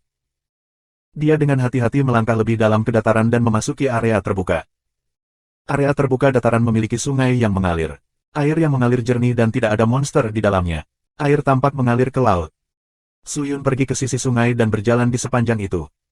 Mengaum. Setelah suara tiba-tiba, gemerisik mendekat dari hutan. Wajah Su Yun tiba-tiba berubah dan dengan cepat melompat ke sungai. Guyuran. Su Yun mulai menyelam. Bahkan dengan keterampilan Su Yun, ada masalah dengan daging yang dia bawa saat dia menyelam. Memanfaatkan beberapa tetes anti-air, mereka menyebar di sekitar air di sekitarnya, dan mulai membuat kabut yang menyelimuti yang melilitnya. Hal ini membuat air sungai menjadi terisolasi dari daging harimau yang dibawanya. Di pantai berdiri seekor binatang buas yang berisi tubuh putih sebesar anak sapi, dengan mata merah seperti iblis, taring tajam, dan kepala anjing neraka yang ganas. Itu hanya binatang spiritual tahap 1, namun, bahkan 10 Su Yun tidak akan mampu bersaing dengan binatang itu. Binatang itu telah mencium aroma Su Yun dan dengan cepat bergegas mendekat. Namun, Su Yun saat ini berada di bawah air. Banyak makhluk di dataran harimau tidak nyaman dengan air, bahkan banyak yang takut air. Belokan sungai yang ia tuju melindungi hidupnya. Anjing neraka putih itu berdiri sesaat, tetapi setelah melihat bahwa Su Yun tidak datang ke darat, ia berbalik untuk pergi. Setelah melihat ini, Su Yun berenang selama beberapa menit lagi. Kemudian, dia berbalik ke arah pantai dataran tengah dan melompat keluar. Dia memeras air dari pakaiannya dan melanjutkan dengan berjalan kaki. Dalam perjalanannya, dia bertemu dengan segudang binatang spiritual. Untungnya, teknik yang sama bekerja pada binatang spiritual yang dia temui. Meskipun demikian, itu tidak mudah. Banyak dari binatang spiritual bisa mengeluarkan sihir, menghasilkan beberapa percikan di atas air tempat dia berenang. Untungnya, ledakan ajaib itu tidak pernah mengenainya. Su Yun hanya bisa berenang di sungai, bergerak maju ke tujuannya. Jika gelombang kejut dari ledakan-ledakan sihir menghantam tubuhnya, dia hanya bisa menggertakkan giginya kesakitan dan melanjutkan. Jika dia berhenti, itu hanya berarti kematian. Setelah susah payah berenang, mengalami bahaya yang tak terhitung jumlahnya, setelah 3 jam, dia akhirnya mencapai tujuannya, pusat dataran harimau, tempat kaisar harimau terlarang. Alasan terlarang ini terlarang bagi binatang buas di dataran harimau, karena ada raja binatang buas spiritual yang aktif di sini. Ada binatang spiritual dari alam yang tidak diketahui di lapangan, harimau abadi. Tubuh harimau itu benar-benar besar, ukurannya mendekati beberapa ruangan kecil. Seluruh tubuhnya berwarna hijau menakutkan. Itu memiliki cakar dan gigi yang tajam. Namun, ketakutan terbesar Su Yun adalah 2 lubang di mulut harimau, yang bisa menembakkan gas beracun yang bisa mengikis apapun yang disentuhnya. Banyak orang berbicara tentang datang ke sini, tetapi tanpa alam spiritual inti, mereka tidak akan berani menginjakkan kaki di sini. Setelah meninggalkan rumah keluarga, Su Yun berangkat untuk menyelesaikan tugas keluarga. Di bawah sinar bulan, dia menemukan harimau itu. Itu adalah pelarian yang sempit, tetapi keberuntungan ada di pihaknya. Dia telah bertemu dengan tim petualang yang membantu Su Yun untuk melarikan diri dari rahang kematian awal. Setelah mengumpulkan pengalaman, dia tidak takut sedikit pun pada harimau abadi. Harimau abadi biasanya membuat sarang mereka sebagai liang miring, yang berada di area yang sangat terbuka. Ini memungkinkan harimau untuk bergerak bebas. Dengan pengalaman masa lalunya, Suyun dengan cepat menemukan dua liang yang berbeda. Namun, dia tidak berani datang terlalu dekat. Harimau abadi yang terkenal memiliki kekuatan absolut. Jika Suyun ketahuan, dia akan dengan mudah ditangkap. Bahkan jika Suyun mencoba melarikan diri ke dalam air, harimau abadi hanya akan meracuni sungai dengan Suyun di dalamnya. 500 meter adalah jarak yang paling cocok. Karena itu adalah dataran, tidak ada pohon atau batu besar yang menghalangi pandangan Suyun. Selama dia bisa membedakan liang harimau, dia bisa menghitung jaraknya. Segera setelah itu, Suyun mengkonfirmasi lokasi sarang harimau pertamanya. Namun, satu saja tidak cukup. Dia menandai posisinya dan terus mencari sarang harimau berikutnya. Harimau abadi di daerah itu membagi daerah itu dan masing-masing memiliki wilayahnya sendiri. Seekor harimau tidak boleh dengan mudah memasuki wilayah harimau lain. Setelah 1 jam, di belakang tanda pertama, sekitar 5.000 meter jauhnya, Suyun mengkonfirmasi lubang keduanya. Tidak terlalu jauh, Suyun bisa mendengar semburan suara yang menyerupai geraman harimau yang keluar dari sarangnya. Suara itu bisa membuat siapapun gugup. Tampaknya sarang ini memiliki harimau abadi yang beristirahat di dalamnya. Suyun mengambil batu dan melukis kira-kira pada jarak antara lokasi dua sarang. Setelah menghitung beberapa poin, dia kemudian mengeluarkan daging jantung harimau dari tasnya. Harimau adalah binatang spiritual inti tingkat rendah. Suyun tidak tahu alasannya, tetapi harimau suka makan daging jantung harimau dan merobek dagingnya. Suyun membuat beberapa perhitungan cepat setelah meletakkan dagingnya, lalu segera berbalik ke sarang tanpa harimau. Namun, setelah hanya berlari beberapa langkah, dia mendengar raungan datang dari belakangnya. Harimau abadi meninggalkan sarangnya. Suyun terkejut. Dia bergegas berhenti, memanjat sisi batu besar, dan melihat ke kejauhan pada tubuh hijau besar yang meninggalkan sarang, siap memakan makanan yang ditinggalkannya. Suyun melihat ini, segera meninggalkan sepotong daging jantung harimau di tanah dan menatap harimau hijau yang siap meninggalkan sarang. Setelah mengambil napas dalam-dalam, dia mengeluarkan sebotol talkum, membuka tutupnya dan dengan sekuat tenaga, melemparkan botol itu ke kejauhan. Saat aroma bubuk merah muda memenuhi udara, botol itu terbang dalam bentuk parabola menuju sarang dan mendarat tidak terlalu jauh darinya. Denting. Botol itu mendarat di tanah.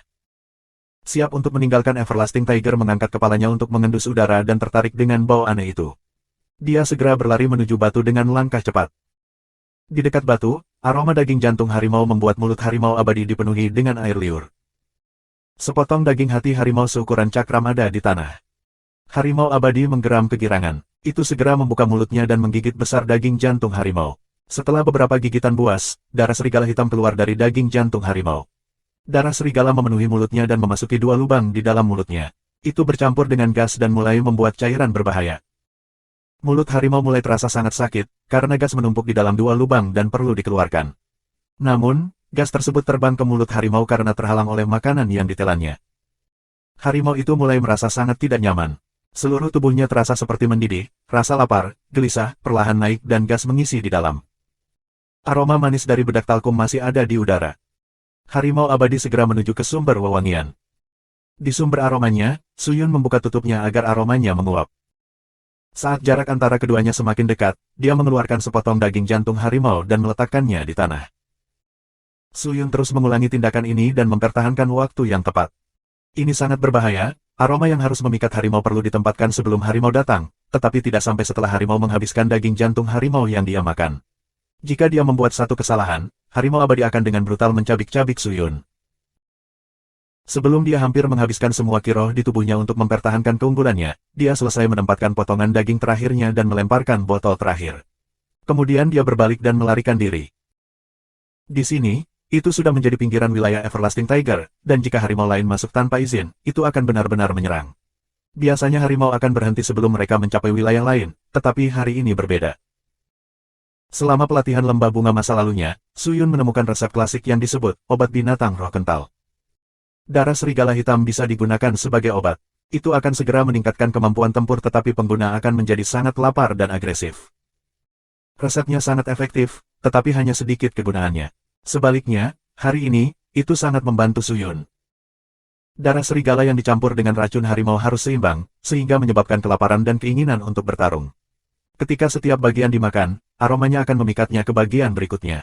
Proses itu sangat penting. Setelah botol terakhir Suyun dilempar, raungannya mungkin terlalu dekat untuk membuat nyaman. Harimau abadi lebih dekat dari yang seharusnya. Meskipun demikian, setelah Suyun melemparkan botol ke udara, harimau abadi jauh lebih terpikat oleh daging jantung harimau. Ia bahkan tidak akan peduli dengan Suyun saat ini bahkan jika ia bisa merasakan kehadiran Suyun. Mereka sangat lezat. Begitu harimau abadi melihat sepotong daging lagi, ia akan mempercepat langkahnya, karena lebih banyak cairan terakumulasi di mulutnya yang berdarah. Saat harimau abadi ini mendekati potongan daging, raungan ganas lainnya datang dari tumbuh-tumbuhan. Harimau lain telah keluar langsung berjalan menuju harimau abadi. Kedua harimau segera mulai terlibat dalam pertandingan kematian. Di satu ujung ada harimau yang marah pada harimau lain yang melanggar wilayahnya. Di ujung yang lain adalah harimau abadi yang berjuang untuk makanan, dibius dengan darah serigala dan dipersenjatai dengan racun. Keduanya mulai gila berkelahi satu sama lain. Cakar terbang di udara, radius beberapa ratus meter telah menjadi medan pertempuran. Sementara itu, Suyun bersembunyi sangat jauh, diam-diam menunggu. Demi keamanan, dia sangat jauh. Dia tidak bisa melihat pertarungan dan hanya dinilai dari semburan raungan dan cakar yang memekakkan telinga. Pertarungan ini berlangsung hingga senja, tanah berguncang, gas beracun menyelimuti pertarungan, dan bentrokan yang kuat menakuti makhluk apapun yang terlalu dekat. Setelah 4 jam, deru dan suara pertempuran mulai melemah secara bertahap. Dalam pertempuran dua harimau, ada cedera berat, tetapi di bawah pencampuran darah serigala hitam dan efek racun macan abadi, hasilnya jelas. Harimau abadi mati. Suyun, yang bersembunyi di dekatnya, menunggu beberapa jam. Setelah hari mulai gelap, racun telah selesai menguap. Dia bergegas keluar dari tempat persembunyiannya dan berlari menuju tempat pertempuran. Bumi itu sendiri bersinar hijau darah harimau, tetapi di tempat terbuka, adalah harimau mati yang benar-benar babak belur, matanya terbuka, ditutupi bekas gigitan dan cakar, dengan darah masih mengalir keluar.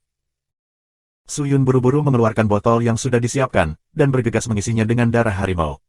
Dia mengisi botol demi botol. Botol darah harimau memiliki nilai obat yang luar biasa. Itu adalah bahan merah darah kelas atas yang bagus, senilai 500 koin roh. Kandung kemih harimau bernilai setidaknya 1000 koin spirit, karena memiliki sifat bergizi. Itu bisa meningkatkan kecepatan kultivasi pembudidaya. Selanjutnya, inti spiritual harimau adalah bagian yang paling didambakan dari semuanya. Meskipun itu hanya bisa digunakan sekali. Jika tertelan, itu bisa langsung meningkatkan tahap kultivasi seseorang. Harganya setidaknya 4000 koin roh. Setelah benar-benar memanen sisa-sisa harimau, dia dengan hati-hati membungkus hasil panennya dengan kain khusus, agar tidak rusak. Setelah selesai, Suyun tidak langsung pergi. Sebaliknya, dia berjalan menuju sarang harimau mati. Bab 6 Seni Pedang Tanpa Batas, Subscribe Penatua. Kultivator memiliki total 10 alam. Mulai dari, murid pemula roh, murid menengah roh, murid inti roh, murid jiwa roh, murid bintang roh, guru roh langit, kaisar roh, sage roh dan roh abadi. Terbukti, para murid pemula roh menghormati siapapun dari keberadaan 10 alam. Untuk kaisar roh, dia hanya perlu menghormati 5 alam di atasnya. Namun, untuk alam setelah alam peri, itu tidak diketahui, karena tidak ada yang pernah menyaksikan seseorang dengan kekuatan itu. Tubuh Suyun memiliki penyakit yang sangat langka, yang menurut banyak orang tidak dapat disembuhkan. Namun, Suyun tahu bahwa darah harimau roh yang dikombinasikan dengan ramuan khusus di dalam sarang harimau roh akan menjadi cara termudah untuk mulai menyembuhkan penyakitnya. Setelah tiba di sarang harimau abadi yang mati, Suyun mengeluarkan penawar untuk konsumsi cepat. Kemudian, dia masuk ke dalam. Ada tulang-tulang binatang roh yang berserakan di dalam sarang, tapi itu tidak mengkhawatirkan. Masalahnya adalah asap berbahaya masih tertinggal di dalam lubang.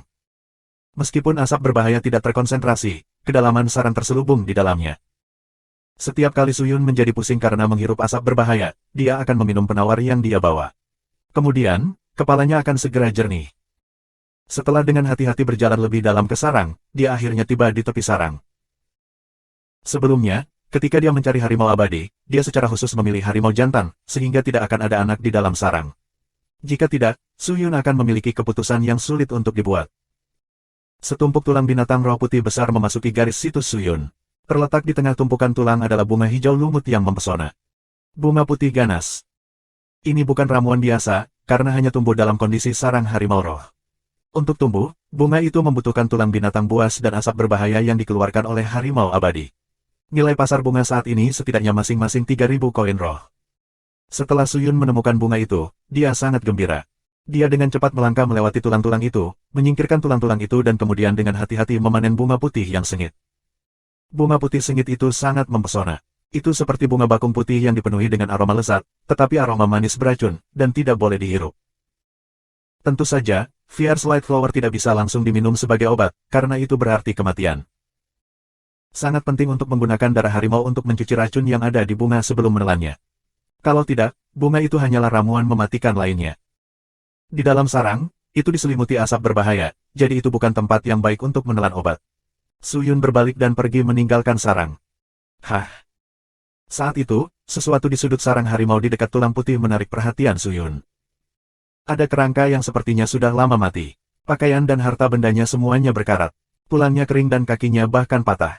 Tapi yang menarik perhatian Su Yun adalah perkamen di tangan kerangka itu. Penyebab kematiannya belum tentu harimau abadi. Su Yun dengan cepat pergi ke kerangka itu untuk melepaskan perkamen itu. Saat dia membuka perkamen, dia terkejut menemukan tulisan aneh yang tertulis di atasnya. Perkamen itu diproses, dan tulisan aneh itu masih tampak berkilau dan ajaib, bahkan setelah sedikit usang. Apa ini? Su Yun melihat ke kanan dan ke kiri di atas perkamen. Tulisan di perkamen itu tidak bisa dikenali, dia belum pernah melihatnya sebelumnya. Beberapa pola tampak seperti prasasti teknik naga, sementara yang lain tampak seperti prasasti teknik iblis. Setelah memindai selama beberapa menit, Su Yun masih tidak tahu. Sudahlah, aku tidak mau memikirkannya. Aku tidak akan memikirkan masalah ini seperti hidup dan mati. Mungkin aku bisa meminta beberapa orang di kota utama untuk menentukan asal-usulnya. Dalam pikiran Su Yun, perkamen itu mungkin bisa menghasilkan keuntungan yang bagus saat dia dengan cepat meninggalkan sarangnya. Setelah dia menemukan tempat yang tenang, dia mengeluarkan Fierce White Flower. Setelah bunga putih sengit dipanen, itu harus digunakan dalam 1 jam. Jika tidak, bunga itu akan layu dan menghilang. Tidak ada lagi penundaan. Dari atas ke bawah, bunga putih sengit dicuci. Darah mengering saat meresap ke dalam bunga. Kemudian, dia bisa menelannya. Bunga putih sengit memasuki perutnya. Segera, Su Yun duduk bersila, saat bunga itu dicerna dalam beberapa menit.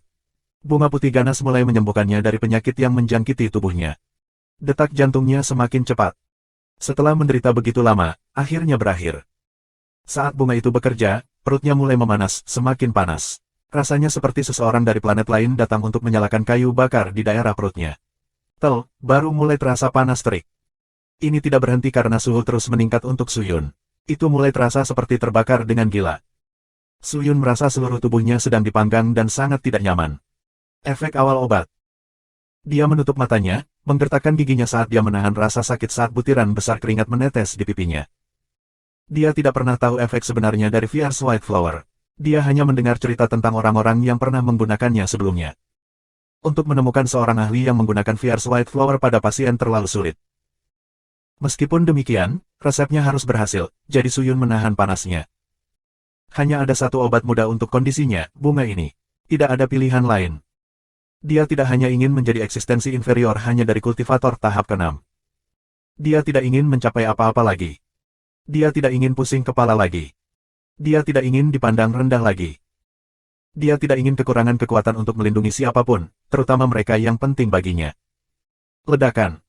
Sesuatu di tubuhnya sepertinya telah meledak. Kulit Su Yun menjadi sangat merah, seperti besi panas merah di bengkel pandai besi. Meskipun dia masih merasa tidak nyaman, dia merasa ada sesuatu yang terlepas dari tubuhnya. Perasaan yang akrab membuatnya merasakan kegembiraan dan kegembiraan. Bagus. Sangat bagus. Segera setelah ledakan, tubuhnya mulai kembali ke keadaan semula. Keadaan aslinya sangat terampil dalam merasakan kiroh. Keadaan inilah yang dia miliki sekarang. Hati Su Yun dalam ekstasi saat efek bunga itu berlanjut saat tertelan. Tetapi, kekuatan misterius indera kiroh tidak berhenti. Pertumbuhan fenomenal terus berlanjut melewati dirinya yang dulu. Apa yang sedang terjadi? Su Yun tidak tahu. Namun, dia bertahan dengan gigih, sementara tubuhnya terasa seperti kompor besar, panas terik dan membuatnya tidak nyaman. Napasnya mulai menjadi sulit dan semua yang ada di tubuhnya sudah tidak bisa dikendalikan lagi. Apa yang salah? Su Yun tiba-tiba membuka matanya, mengambil napas dalam-dalam, tetapi gejala aneh di tubuhnya tidak berhenti, sebaliknya, mereka meningkat. Efek obat ini sepertinya mengendalikan tubuhnya. Efeknya dengan cepat menyebar ke seluruh tubuhnya. Tubuh Su Yun mulai terasa seperti bom waktu, selama panasnya mencapai tingkat tertentu, dia merasa akan meledak. Wow! Saat itu, suara aneh terdengar. Kemudian, rasa panas itu tiba-tiba menghilang dan White Fierce Flower membusuk sepenuhnya. Efek obat sebelumnya tidak meninggalkan jejak di tubuh Suyun, yang sepertinya menggantikan tubuh bagian dalamnya dengan angin sejuk. Suyun membuka matanya. Dalam hatinya, dia masih terkejut. Itu berakhir begitu saja. Dia dengan santai menutup matanya dan mulai merasakan kiroh yang kembali ke tubuhnya. Namun, dia terkejut dengan hasilnya. Dari merasakan kiroh tubuhnya, dia dapat mengevaluasi efek langsung pada bakatnya dari obat. Orang biasa hanya akan merasakan sekitar 1% dari kiroh mereka, sementara orang yang berkultivasi pemula bisa merasakan sekitar 3%. Jika seseorang merasa 5%, orang itu biasanya dianggap jenius. Misalnya, King Er mencapai setidaknya level itu untuk dianggap sebagai seorang jenius. Kali ini, semangat Ki Suyun telah berlipat ganda. Sebelumnya, ketika kekuatan spiritualnya sangat kuat, orang-orang seusianya yang berlatih tidak akan cocok untuknya. Tapi sekarang, setelah penemuan mengejutkan Suyun, peringkat kiroh misteriusnya sendiri, Dot itu sebenarnya berkali-kali lebih kuat daripada ketika Suyun berada di puncaknya. Terkejut, dia sekarang memiliki bakat 2 kali lebih banyak dari sebelumnya. 2 kali. Jika dia masih di keluarga Su, dia akan dianggap sebagai jenius tak tertandingi yang muncul sekali dalam 1 milenium. Suyun menyesal. Dia tidak menyangka bahwa selain menyembuhkan penyakitnya, dia akan meningkatkan bakatnya. Jenius. Bisakah ini dianggap jenius? Apa lelucon? Kamu belum pernah melihat seorang jenius sejati. Persyaratan minimum sekte Dewa Pedang aku adalah ini. Kemampuan kamu tidak terlalu mengesankan. Petik 2. Saat itu, sebuah suara serak berkata, saat suara itu muncul di benak Suyun. Wajah Suyun menegang, dan melihat ke kiri dan ke kanan, tetapi tidak menemukan siapapun. Siapa yang bilang? Tanya Suyun. Wah, jangan coba-coba menemukanku, aku di Astris Seni Pedang Tanpa Batas Astris. Suara itu sekali lagi datang. Pedang tanpa batas. Suyun merenung sebentar, lalu tiba-tiba, dia memikirkan sesuatu. Dia segera mengeluarkan perkamen yang dia miliki. Prasasti kertas tiba-tiba memancarkan semburan cahaya emas terang dan bagian atas pola binatang iblis mulai mengatur ulang dan merestrukturisasi. Beberapa pola binatang mulai terurai menjadi gagang dan beberapa pola iblis terurai menjadi pisau. Adegan ajaib ini misterius, namun menakjubkan. Proses membutakannya, 7 pola pedang bentuk unik tercipta. Dia menatap dan menatap ke 7 pedang itu, tetapi dia tidak bisa bergerak. Melihat pedang, dia melihat pedang seperti sabit, seperti tubuh singa, beberapa berkilau dalam kecemerlangan, seperti bulan dan bintang yang dibungkus, sosok naga melayang yang sangat besar dan mengesankan. Sekilas, seseorang yang berada di sini akan merasa seperti berada di tengah alam semesta dan orang itu akan sulit untuk menarik diri. Di dunia ini, semuanya didominasi oleh pedang dan kiroh misterius. Hampir seketika, hati Suyun meninggalkannya dan dia kehilangan dirinya sendiri. Seberapa suci pemandangan agung ini? Suyun menggigil di sekujur tubuhnya, mencoba menarik perkamen ajaib itu. Melihat kembali pengalaman kehidupan masa lalunya, ini adalah pertama kalinya dia mengalami adegan seperti ini, jadi dia tidak bisa menahan diri untuk bertanya, apakah ini dia? Bukankah aku mengatakannya, Astris Seni Pedang Tanpa Batas Astris? Suara itu berasal dari dalam perkamen. Bab 77 Pedang Tanpa Batas. Petik 2 tanda tanya. Kamu siapa? Perkamen apa ini? Aku. Hahaha, nak, sudah lama sekali tidak ada yang menanyakan pertanyaan itu. Aku adalah Master Pedang Tanpa Batas. Hanya bertanya, bagaimana kamu mendapatkan kurang dari Limitless Sword Arts lebih besar dari ini? Suara serak itu tertawa ketika dia menanyakan pertanyaan ini. Master Pedang Tanpa Batas. Suyun curiga, tetapi berkata, di sarang harimau abadi. Harimau abadi. Suara itu bertanya dengan ragu. Ya. Nak, kamu tidak bisa membodohiku. Kurang dari The Limitless Sword Arts lebih besar dari adalah keterampilan pedang tertinggi, sebanding dengan artefak berharga, sesuatu yang membuat banyak orang rela mati. Ini adalah sesuatu yang ada di tangan seorang master yang tiada taranya, mengapa itu ada di sarang harimau abadi kecil? Sarang harimau abadi memiliki tubuh yang tak terhitung jumlahnya, yang berisi perkamen. Tapi setelah melihat kerangka, aku menemukan itu utuh. Tidak ada bekas gigitan. Mungkin, pria itu sudah mati dan harimau abadi menyeretnya ke sarangnya sebagai makanan. Namun, peringkat budidaya terlalu tinggi dan harimau abadi tidak dapat membahayakan mayat. Karena itu, harimau itu mungkin menyerah begitu saja. Setelah lelaki tua itu mendengar ini, dia tiba-tiba tertawa, jadi inilah yang terjadi. Biarlah, nak, anggap dirimu beruntung. Harta ini tidak dapat dicapai tanpa kekuatan, tetapi pada dasarnya kamu diberikan secara gratis. Kamu ditakdirkan. Petik 2. Ditakdirkan. Ya. Orang tua itu berkata, seni pedang tanpa batasku sangat kuat sejak zaman kuno, keterampilan pedang yang tiada taranya, dianggap sebagai teknik permainan pedang surgawi, seseorang dapat mengandalkan pedang 1 meter untuk menebas langit. Jika kamu dapat mempelajari metode ini dan aku yang tidak aktif dipanggil secara alami, maka kita ditakdirkan. Kamu telah melihat 7 pedang, di mana setiap pedang mewakili satu pedang yang berarti kurang dari The Limitless Sword Arts lebih besar dari dalam setiap tubuh pedang. Semua berisi dasar dari seni pedang. Aku menduga, mayat itu tidak bisa memanggil aku, dan terus mencari perkamen. Kemudian orang itu terbakar karena mencoba secara paksa. Petik 2. Terbakar. Apa? Apakah kurang dari The Limitless Sword Arts lebih besar dari tidak bisa dipelajari oleh sembarang orang yang berkultivasi? Tapi aku tidak aktif, seni pedang tidak lengkap, tanpa bagian-bagian penting, bagaimana kamu benar-benar berlatih teknik? Mengapa seperti itu? Pada dasarnya, aku tidak ingin pembudidaya jahat mengambil teknik legendaris ini. Tanpa persetujuanku, seseorang tidak akan pernah bisa berlatih seni pedang khusus ini. Lalu kamu mengenaliku. Kamu belum lulus ujian. Karena aku sudah tua, aku bisa salah memilih siapa saja. Petik 2. Suyun terdiam, tetapi mau tidak mau bertanya, apa ujianmu? Orang tua itu tertawa, ada selusin keajaiban berbakat yang mencoba mendapatkan seni pedang ini, tetapi gagal dalam ujianku. Beberapa indera spiritual mereka lebih tinggi dari 2 kali lipat normal, semua dapat dianggap sebagai jenius yang langka, tetapi setelah mereka gagal, mereka kehilangan bakat mereka, jatuh ke biasa-biasa saja dari seorang jenius. Jadi, apa kamu masih mau menerima tantanganku untuk berlatih kurang dari The Limitless Sword Arts lebih besar dari? Setelah mendengar kata-kata lelaki tua itu, Suyun terdiam sejenak. Ada banyak risiko dalam persidangan ini, tetapi jika Suyun hanya berlatih sendiri, apakah dia akan memiliki kekuatan yang cukup untuk mencegah pernikahan King Er? Apakah dia bisa melawan pengaruh keluarga Su? Meskipun dia memiliki banyak ide untuk berkultivasi, dia mungkin tidak dapat menyelesaikan semuanya dengan pengalamannya bepergian ke seluruh benua selama 10 tahun. Apakah seni pedang tanpa batas kuat? Suyun bertanya, setelah lama terdiam. Untuk 4 pedang terbawah, orang tersebut dapat dinilai sebagai master pedang. Untuk bisa melatih satu pedang, bisa digunakan untuk bertahan melawan ratusan musuh. Sebenarnya, untuk mempertahankan diri, para pembudidaya teknik ini bisa membuat ratusan bilah terbang di udara, menyerang semuanya. Untuk berlatih 2 pedang, dapat digunakan untuk bertahan melawan 1000 musuh. Untuk 3 pedang, dapat digunakan untuk bertahan melawan 10.000 musuh. Untuk 4 pedang, kamu bisa menggunakan teknik pedang roh, sehingga menggandakan kekuatanmu. Untuk melatih 2 pedang tingkat menengah, orang tersebut dapat dinilai sebagai santo pedang. Untuk berlatih 1 pedang, orang tersebut mengendalikan 10.000 pedang. Berdasarkan seberapa banyak kiroh yang dimiliki orang tersebut, ia dapat mengendalikan banyak pedang. Setelah menguasai 2 pedang, orang tersebut dapat membuat bintang pedang. Namun banyak bintang di langit, orang tersebut dapat membuat jumlah pedang bintang yang sama.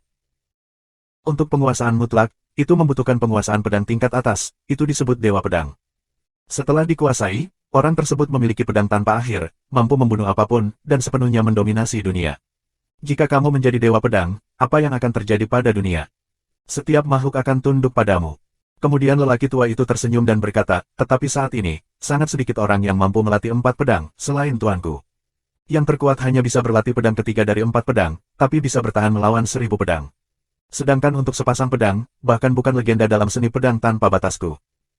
Apakah sulit untuk berlatih? Apakah mungkin bagi aku? Suyun mengerutkan kening.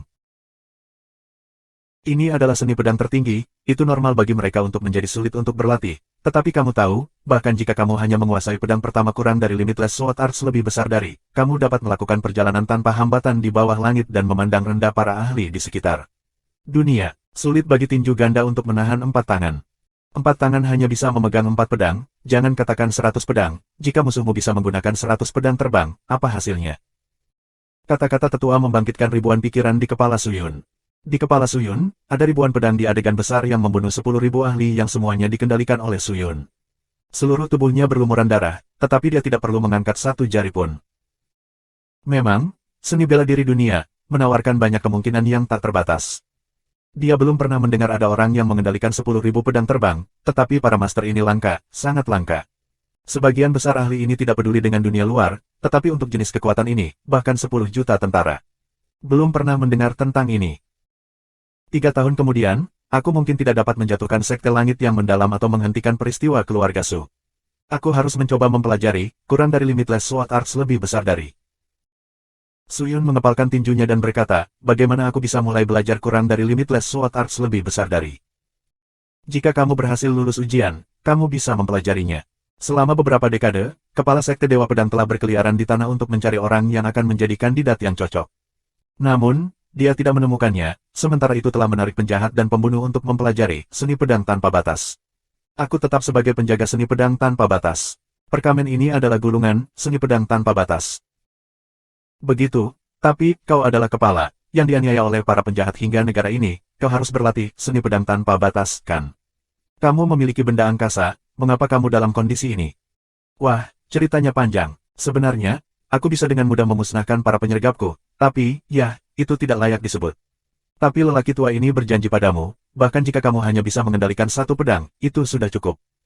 Wah, kamu ditakdirkan untuk bertemu dengan aku. Aku bertanya, apakah kamu bersedia menerima tantangan aku untuk belajar seni pedang tanpa batas? Ini adalah kesempatan. Namun, semuanya bergantung pada bahwa kata-kata tetua itu benar. Su Yun tidak tahu apakah kata-kata itu benar atau salah, meskipun dia sangat ingin berlatih. Dia tidak tahu apa-apa tentang pria itu, jadi dia bahkan mungkin terluka jika dia tidak berhati-hati. Su Yun ragu-ragu. Apakah kamu takut? Penatua bertanya. Aku tidak bisa begitu saja menghilangkan ketakutanku. Su Yun menjawab. Hahaha, bagus, bagus. Aku tidak berpikir ini akan terjadi.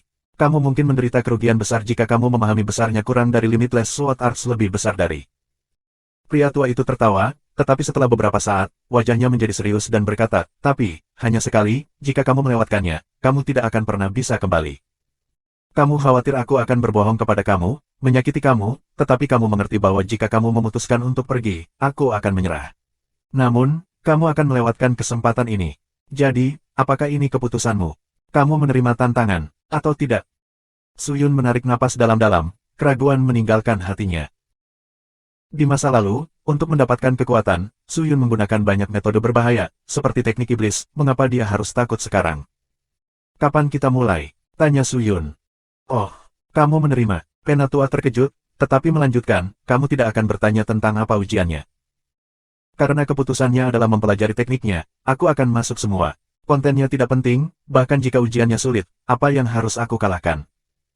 Hahaha, tetua tertawa, lalu melanjutkan, bagus. Bagus, bagus. Kepribadian yang lugas, kamu benar-benar cocok untuk belajar seni pedang. Kepribadian kamu tidak buruk, tetapi aku khawatir kamu mungkin masih memiliki obsesi di hati kamu. Jika kamu memiliki obsesi, kamu akan gigih, sehingga kamu tidak akan menyerah. Setelah 1 milenium, aku akhirnya memiliki kandidat. Aku harap kamu lulus ujian. Petik 2. Setelah suaranya mereda, perkamen itu tiba-tiba meledak menjadi api merah, menjadi sangat panas. Seni pedang ditempatkan di tanah. Kata yang lebih tua. Su Yun bertindak santai. Sambil melihat perkamen yang terbakar, pintu bundar emas tiba-tiba muncul di depan Su Yun. Untuk mempelajari kurang dari Limitless Sword Arts lebih besar dari, perlu melalui tantangan ini. Hanya setelah mendapatkan objeknya, kamu dapat benar-benar berlatih kurang dari Limitless Sword Arts lebih besar dari. Untuk benar-benar berlatih kurang dari Limitless Sword Arts lebih besar dari. Apa maksudmu?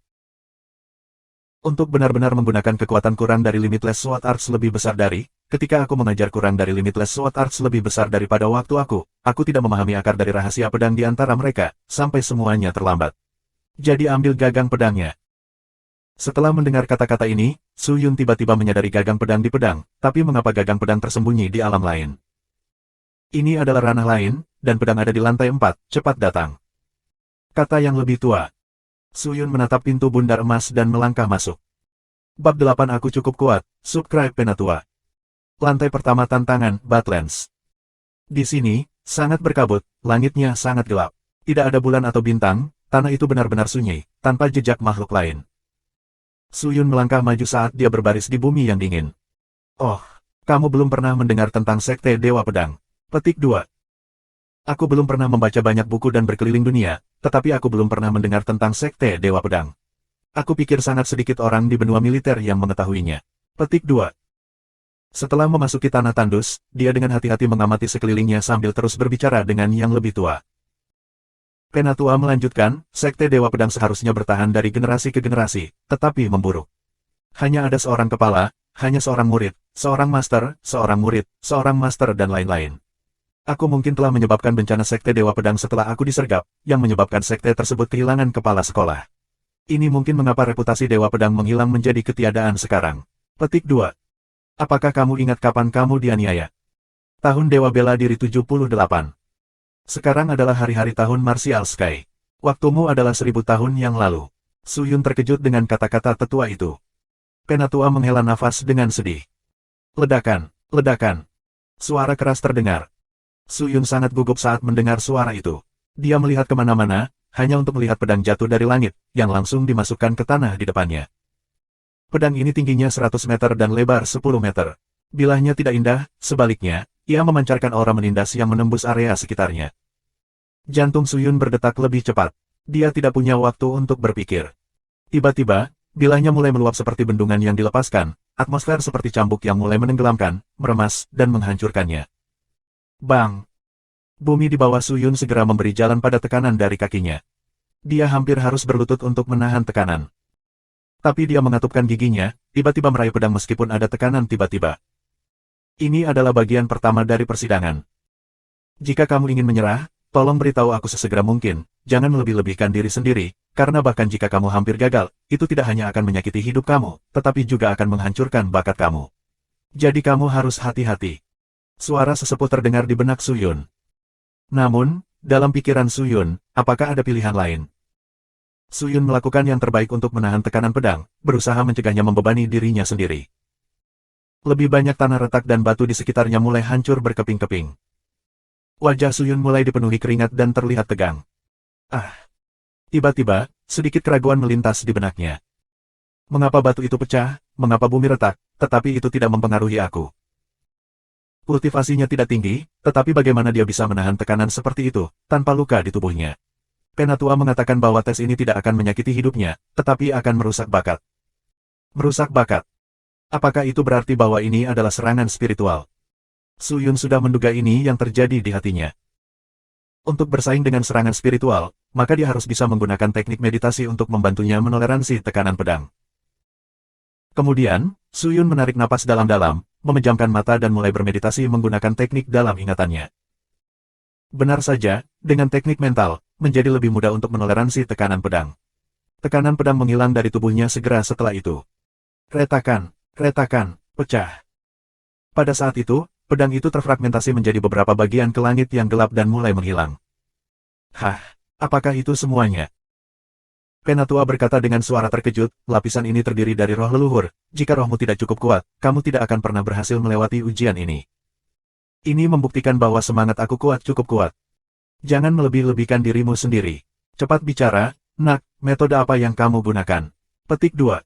Penatua tampaknya sangat tertarik. Teknik spiritual, yang disebut Asteris Varianten Meditation Asteris. Menggunakan teknik spiritual, aku tidak mengatakan ini tidak diperbolehkan, tetapi teknik spiritual ini tidak akan membuat kamu tetap aman selamanya. Tidak ada roh yang kuat yang tidak mampu bertahan hanya dengan teknik spiritual. Kau tidak sesederhana itu, Nak. Lapisan kedua, tanah gletser.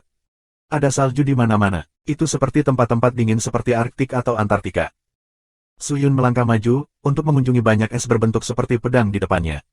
Tiba-tiba, terdengar suara embusan angin yang kencang. Embusan pecahan es. Su Yun menggigil, dan mengatupkan giginya untuk menahan dingin. Dinginnya menusuk sampai ke tulang, bahkan darahnya hampir seperti membeku.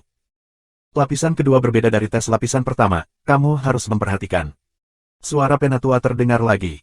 Memang, itu berbeda. Ini bukan serangan roh, karena Su Yun sudah melihat bahwa tangannya berwarna ungu dan kakinya membeku. Pengaruh lingkungan sudah bekerja pada tubuhnya. Tidak ada trik untuk ini. Itu untuk menguji kemauan dan keuletan. Dengan pola pikirnya, Su Yun mengatupkan giginya, menahan semua rasa sakit, dan menahan embusan teriakan pecahan es. Awalnya, badai es itu seperti angin sepoi-sepoi, hanya dingin, tapi itu bukan masalah besar. Namun seiring berjalannya waktu, badai es itu semakin kuat. Itu mulai menjadi lebih menakutkan, mulai bertiup dengan gila, seperti tangan besar yang mendorong Su Yun. Su Yun menstabilkan pendiriannya, dia melawan kekuatan dengan kekuatan, dan inti batin spiritualnya tetap damai. Dia tidak akan mundur satu langkah. Badai es menguat sekali lagi.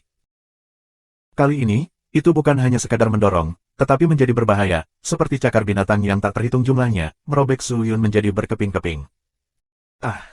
Raungan Su Yun sepertinya mendukungnya. Tubuhnya dipenuhi luka dan sepertinya dia mencapai batasnya. Namun, dia tidak punya niat untuk mundur.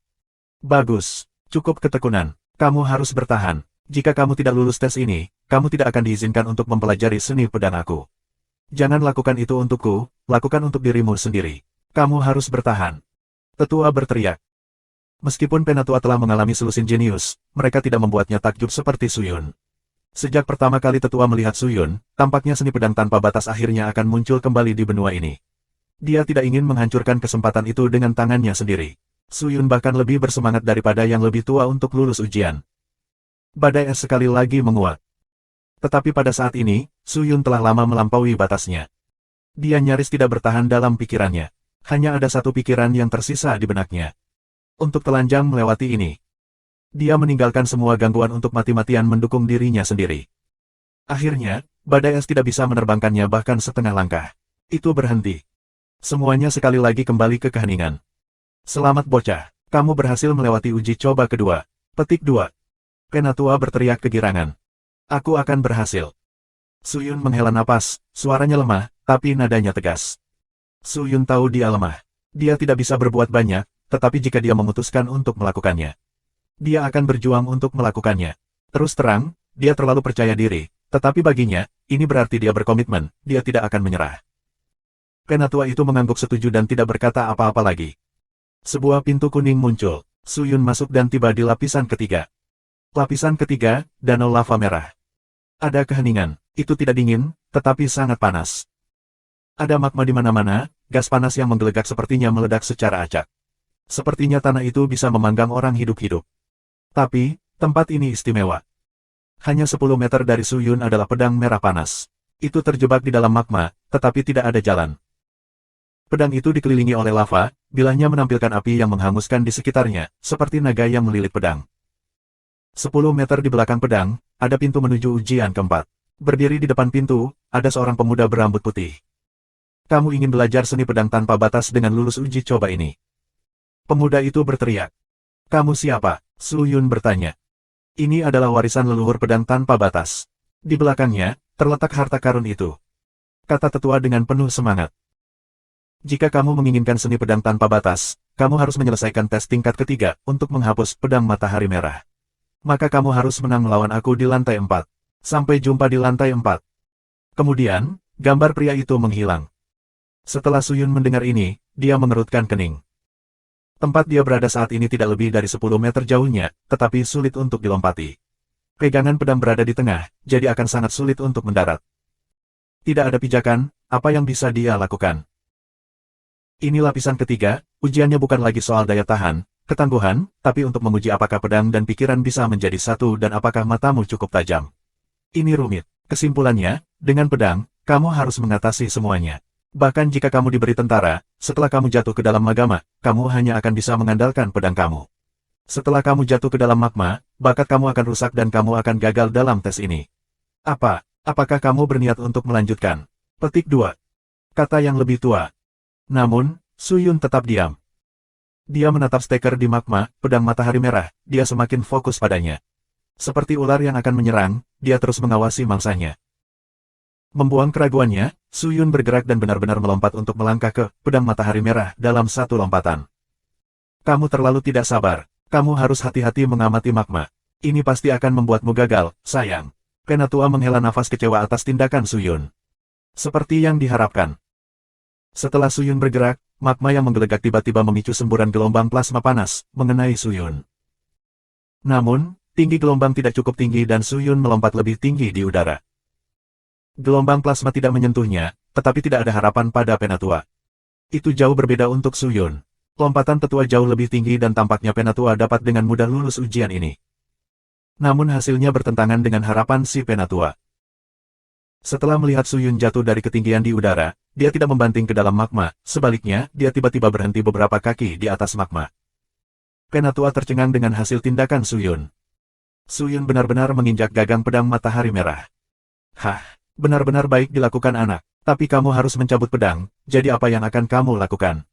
Jika kamu menariknya keluar, kamu tidak akan punya tempat untuk melangkah dan kamu akan mati. Meskipun demikian, Suyun terengah-engah. Dia menstabilkan tubuhnya, berdiri di gagang dan menatap pintu keempat. Tiba-tiba, dia menarik napas dalam-dalam, kiroh berkumpul di kaki dan kakinya.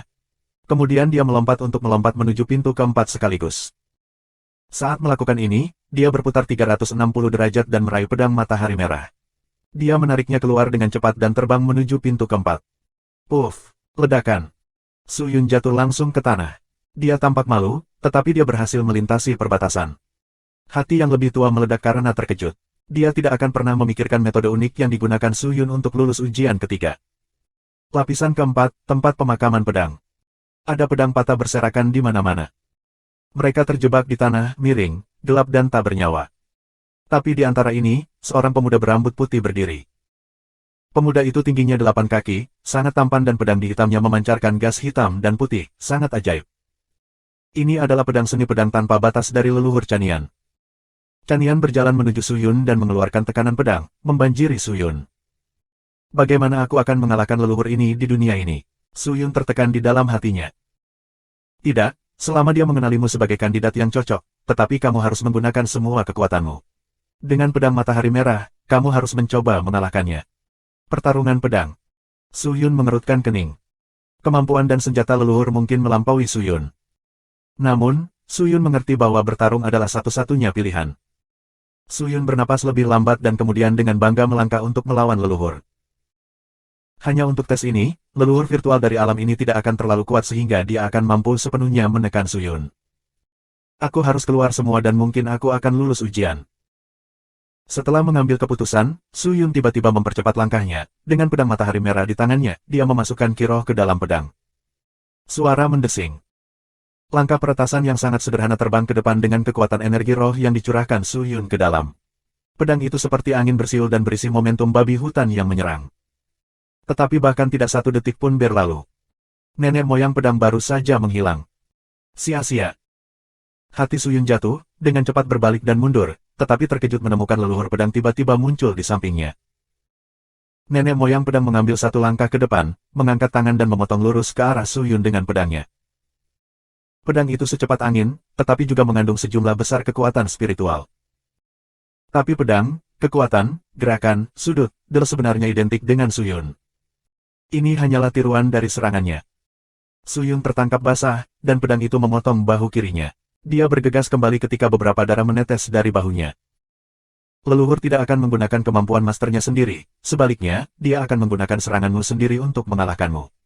Tidak ada trik untuk tes ini. Untuk menang, kamu harus bisa mengalahkan dirimu sendiri. Suara Penatua muncul. Jika kamu terkena 3 serangan pedang, kamu akan gagal. Cari tahu sesuatu, jangan gagal hanya pada menit terakhir. Tetua berteriak lagi, dengan suara tidak sabar. Tetapi saat ini, Su Yun terlalu sibuk untuk mempertimbangkan kata-kata tetua. Su Yun tidak lagi memilih untuk menyerang, tetapi mundur. Karena mereka meniru serangannya, haruskah jika dia tidak menyerang, leluhur akan menirunya juga? Pikir Su Yun. Saat itu, leluhur tiba-tiba mengangkat tangannya dan seluruh atmosfer mulai bergetar. Adegan aura yang mulai ditunjukkan oleh leluhur itu megah. Nak, jangan mencoba mundur dan menunda waktu. Karena begitu kamu menyerang, leluhur akan mengeksekusi gerakannya sendiri dari seni pedang tanpa batas. Jika dia berhasil mengeksekusinya, kamu tidak akan bisa melarikan diri dan pasti akan kalah. Penatua melihat tindakan Su Yun dengan sangat cepat. Hati Su Yun menegang selama beberapa menit, lalu dengan cepat menyingkirkan kekhawatirannya. Tiba-tiba, dia bergerak, dan sekali lagi bergegas untuk menyerang leluhur secara langsung. Saat leluhurnya hampir terkena serangan Su Yun, dia menghilang lagi dan sekali lagi muncul dalam posisi yang menguntungkan untuk mengulangi serangan Su Yun. Tapi kali ini, Su Yun tiba-tiba bergerak ke samping, dan mengayunkan pedangnya langsung ke leluhur, menembus gambar virtual. Sua! Asteris-asteris pedang itu patah. Apa? Penatua itu terkejut. Leluhur akan selalu menghilang dalam serangan yang akan datang dan muncul untuk meniru gerakan dan serangan. Dia akan selalu meniru serangan yang sebenarnya, jadi ini satu-satunya kesempatan aku untuk menyerang, tetapi bagaimana aku akan menemukan peluang? Sangat sederhana, aku akan sengaja membuat cacat dan ketika dia meniru, aku akan meluncurkan serangan terhadap cacat ini untuk memukulnya. Setelah pedang Su Yun menembus gambar virtual, dia berkata dengan serius. Dia mungkin tidak dapat mengalahkan leluhur jika leluhur menggunakan kekuatan penuhnya sendiri, tetapi dia bisa mengatasi dirinya sendiri. Bagus, bagus, haha. Anak yang sangat baik, lelaki tua itu benar-benar ditakdirkan untuk bertemu denganmu. Sangat beruntung kamu menemukan kelemahannya begitu cepat. Benar-benar hebat. Penatua hampir bertepuk tangan.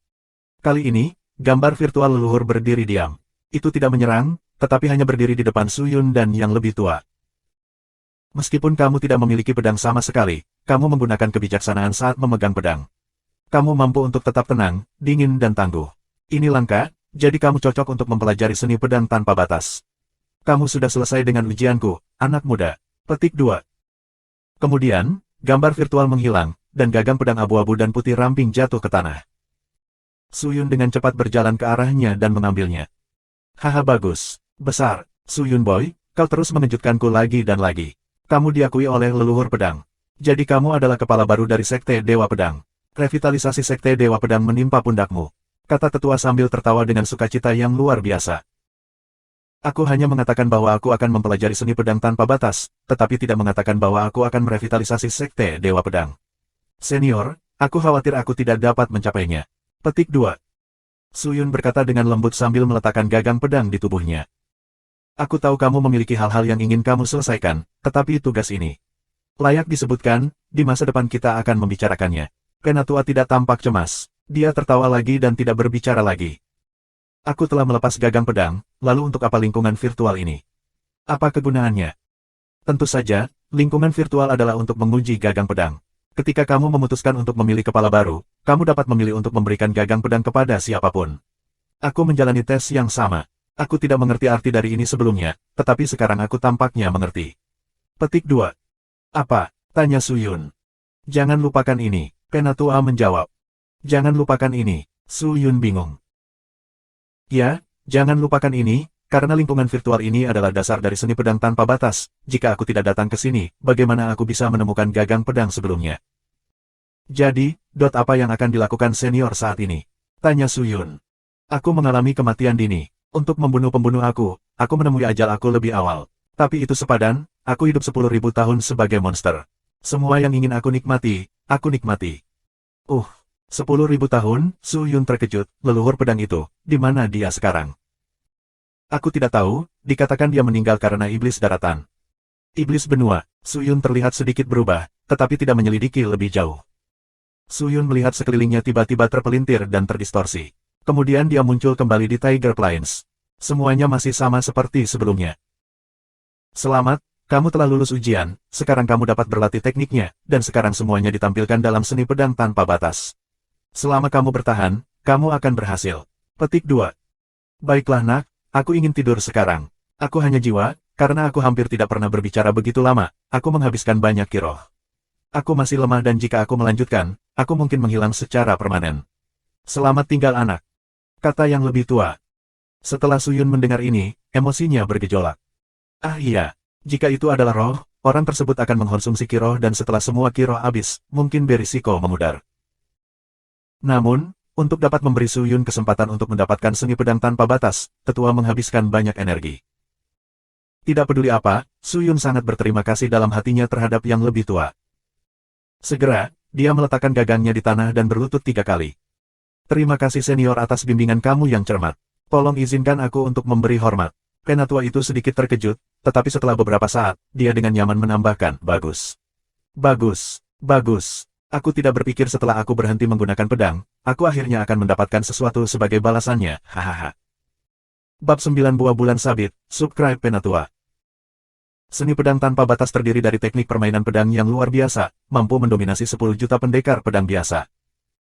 Namun, bahkan bentuk pedang pertama dari teknik pedang pertama pun tidak mudah untuk dipraktikkan. Untuk menguasai bentuk pedang pertama, permainan pedang harus akurat, halus, dan cepat. Suyun perlu menyempurnakan permainan pedangnya sebelum dia menguasai tujuan pertamanya, bentuk pedang pertama. Gagang pedang sangat kuat di luar imajinasi, yang akan menimbulkan keheranan dari siapapun yang bisa mengenali kemampuan gagang pedang. Gagang pedang ini tidak biasa, itu adalah gagang pedang luar angkasa. Di dalam gagang pedang, ada 180.000 pedang pemula, 150.000 pedang halus, 2.995 pedang asal, dan 5 pedang dewa. Jika seseorang mampu mengendalikan semua pedang di dalam gagang luar angkasa, orang tersebut akan dapat dengan mudah mendominasi dunia dan menjadi dewa pedang yang tiada taranya. Namun, tak satu pun dari pedang ini adalah pedang biasa. Untuk berlatih dengan salah satu pedang, orang tersebut akan menjadi satu dengan masing-masing pedang, karena setiap pedang berbeda. Suyun hanya akan mulai berlatih asteris seni pedang tanpa batas asteris bentuk pertama dari 4 bentuk pedang, sebelum kembali ke benua. Setelah kembali ke kuda hitamnya, menemukannya masih beristirahat di dekat pohon. Suyun memberi makan kuda jantan roh hitam itu lagi. Setelah beristirahat selama setengah jam, dia mengendarai kuda jantan roh keluar dari dataran. Setelah kembali ke jalan utama, Suyun menjadi jauh lebih nyaman, karena dia terbiasa bepergian melalui jalan ini. Bahkan jika dia meninggalkan keluarga Su, dia akan dapat bertahan hidup karena pengetahuannya yang luas tentang obat-obatan dan teknik bertahan hidup yang tak tertandingi. Tapi dia tidak punya niat untuk meninggalkan keluarga Su. Bukan hanya karena King Er masih menjadi bagian dari keluarga Su, tetapi pengaruh dan kekuatan keluarga Su tidak bisa diremehkan. Selanjutnya kondisi pelatihan yang diberikan keluarga Su masih luar biasa dibandingkan dengan tempat lain di benua itu. Suyun mengikuti rutinitas memberi makan kuda arwahnya, mengambil beberapa menit untuk beristirahat dan kemudian kembali ke jalan setapak. Dia mampu mengendarai seperti angin. Paket Suyun dipenuhi dengan bahan-bahan dari sarang harimau abadi. Jika materi ditemukan oleh keluarga Su, itu akan menyebabkan banyak perhatian terfokus pada Suyun. Harimau abadi bukanlah binatang buas yang bisa dimenangkan siapapun. Dengan kemampuan Suyun yang buruk, bagaimana dia bisa mendapatkan bagian tubuh macan abadi? Oleh karena itu, ia sengaja membuat jalan memutar, agar terhindar dari rumahnya. Sebagai gantinya, dia pergi ke sebuah kota kecil di pinggiran domain keluarga Su, Mirror Lake Town. Mirror Lake Town adalah kota terkenal yang kaya. Dengan pemandangannya yang indah, itu dekat dengan keluarga Su dan sekolah sekte pedang abadi, jadi tidak terpengaruh oleh binatang iblis. Banyak orang datang ke sini untuk bermain dan bersantai, jadi sangat meriah. Wali kota-kota dipilih oleh rakyat, yang umum di benua militer. Meskipun demikian, ada banyak kota yang tidak terpilih, tetapi kota-kota ini berada di bawah yurisdiksi kekuatan dan sekte lain, sehingga mereka tidak akan dianeksasi oleh kekuatan luar. Kota Danau Cermin bergantung pada fraksi sekte pedang abadi yang terletak di kota. Setiap tahun, setiap rumah tangga harus membayar uang pajak ke sekte pedang abadi, tetapi sekte itu tidak egois. Uang pajak tidak tinggi, tetapi itu perlu. Setiap kali kota Danau Cermin dalam bahaya, sekte pedang abadi akan membantu menghilangkan ancaman. Di hati penduduk kota, sekte pedang abadi adalah orang suci dan pantas mendapatkan uang pajak. Terkadang, sekte pedang abadi akan mengirim beberapa murid dengan uang untuk membeli barang atau makanan, tetapi penduduk kota tidak pernah menagih mereka. Kuda hitam itu masuk ke kota, dan Suyun langsung pergi ke pusat kota, ke tempat pelelangan terbesar. Mirror Lake Town sangat berkembang, memiliki banyak pasukan khusus terkenal yang ditempatkan di dalam daratan, toko senjata paling terkenal di benua, Hundred Martial Weaponry, rantai farmasi terbesar, toko obat Flower Heart Valley, dan pusat lelang terbesar, Sky Sun Lelang. Ini adalah tujuan Suyun. Kebijakannya adalah menjaga kerahasiaan informasi setiap tamu, tidak peduli seberapa berharganya barang milik para tamu. Itu berbahaya, bagian tubuh harimau abadi luar biasa, begitu menarik perhatian, akan ada masalah. Lelang matahari langit berada di pusat kota Danau Cermin, lokasi utama dengan arus orang yang konstan, tempat banyak murid muda sekte pedang abadi tinggal. The Sky Sun Auction memiliki toko kecil. Di dalam, ada sebuah konter dengan seorang pelayan wanita yang terus menunggu di sana. Suyun berjalan menuju resepsionis yang telah menunggu di sini sejak pagi. Apa yang bisa aku bantu? Staf tersenyum manis bertanya. Suyun mulai mengambil bagian tubuh harimau abadi dan meletakkannya di atas meja. Produk harimau tingkat inti roh, 1 hati, sepasang mata, 4 set cakar, 1 kulit harimau. Staf layanan dengan sabar menghitung dan tidak tampak terkejut sama sekali. Dia hanya melakukan pekerjaannya. Meskipun dalam hal kekuatan absolut, harimau abadi terlalu kuat untuk Suyun. Meskipun demikian, ini bukan pertama kalinya dia melihat ini, tetapi dia sedikit terkejut dengan kekuatan Suyun di hatinya. Sangat sulit untuk mendapatkan bagian-bagian harimau abadi. Apakah kamu siap untuk menambahkan barang-barang ini langsung ke pelelangan untuk melihat apakah itu menjual atau menjualnya segera dengan harga lebih rendah? Petugas layanan bertanya dengan manis. Ubah sekarang menjadi koin roh.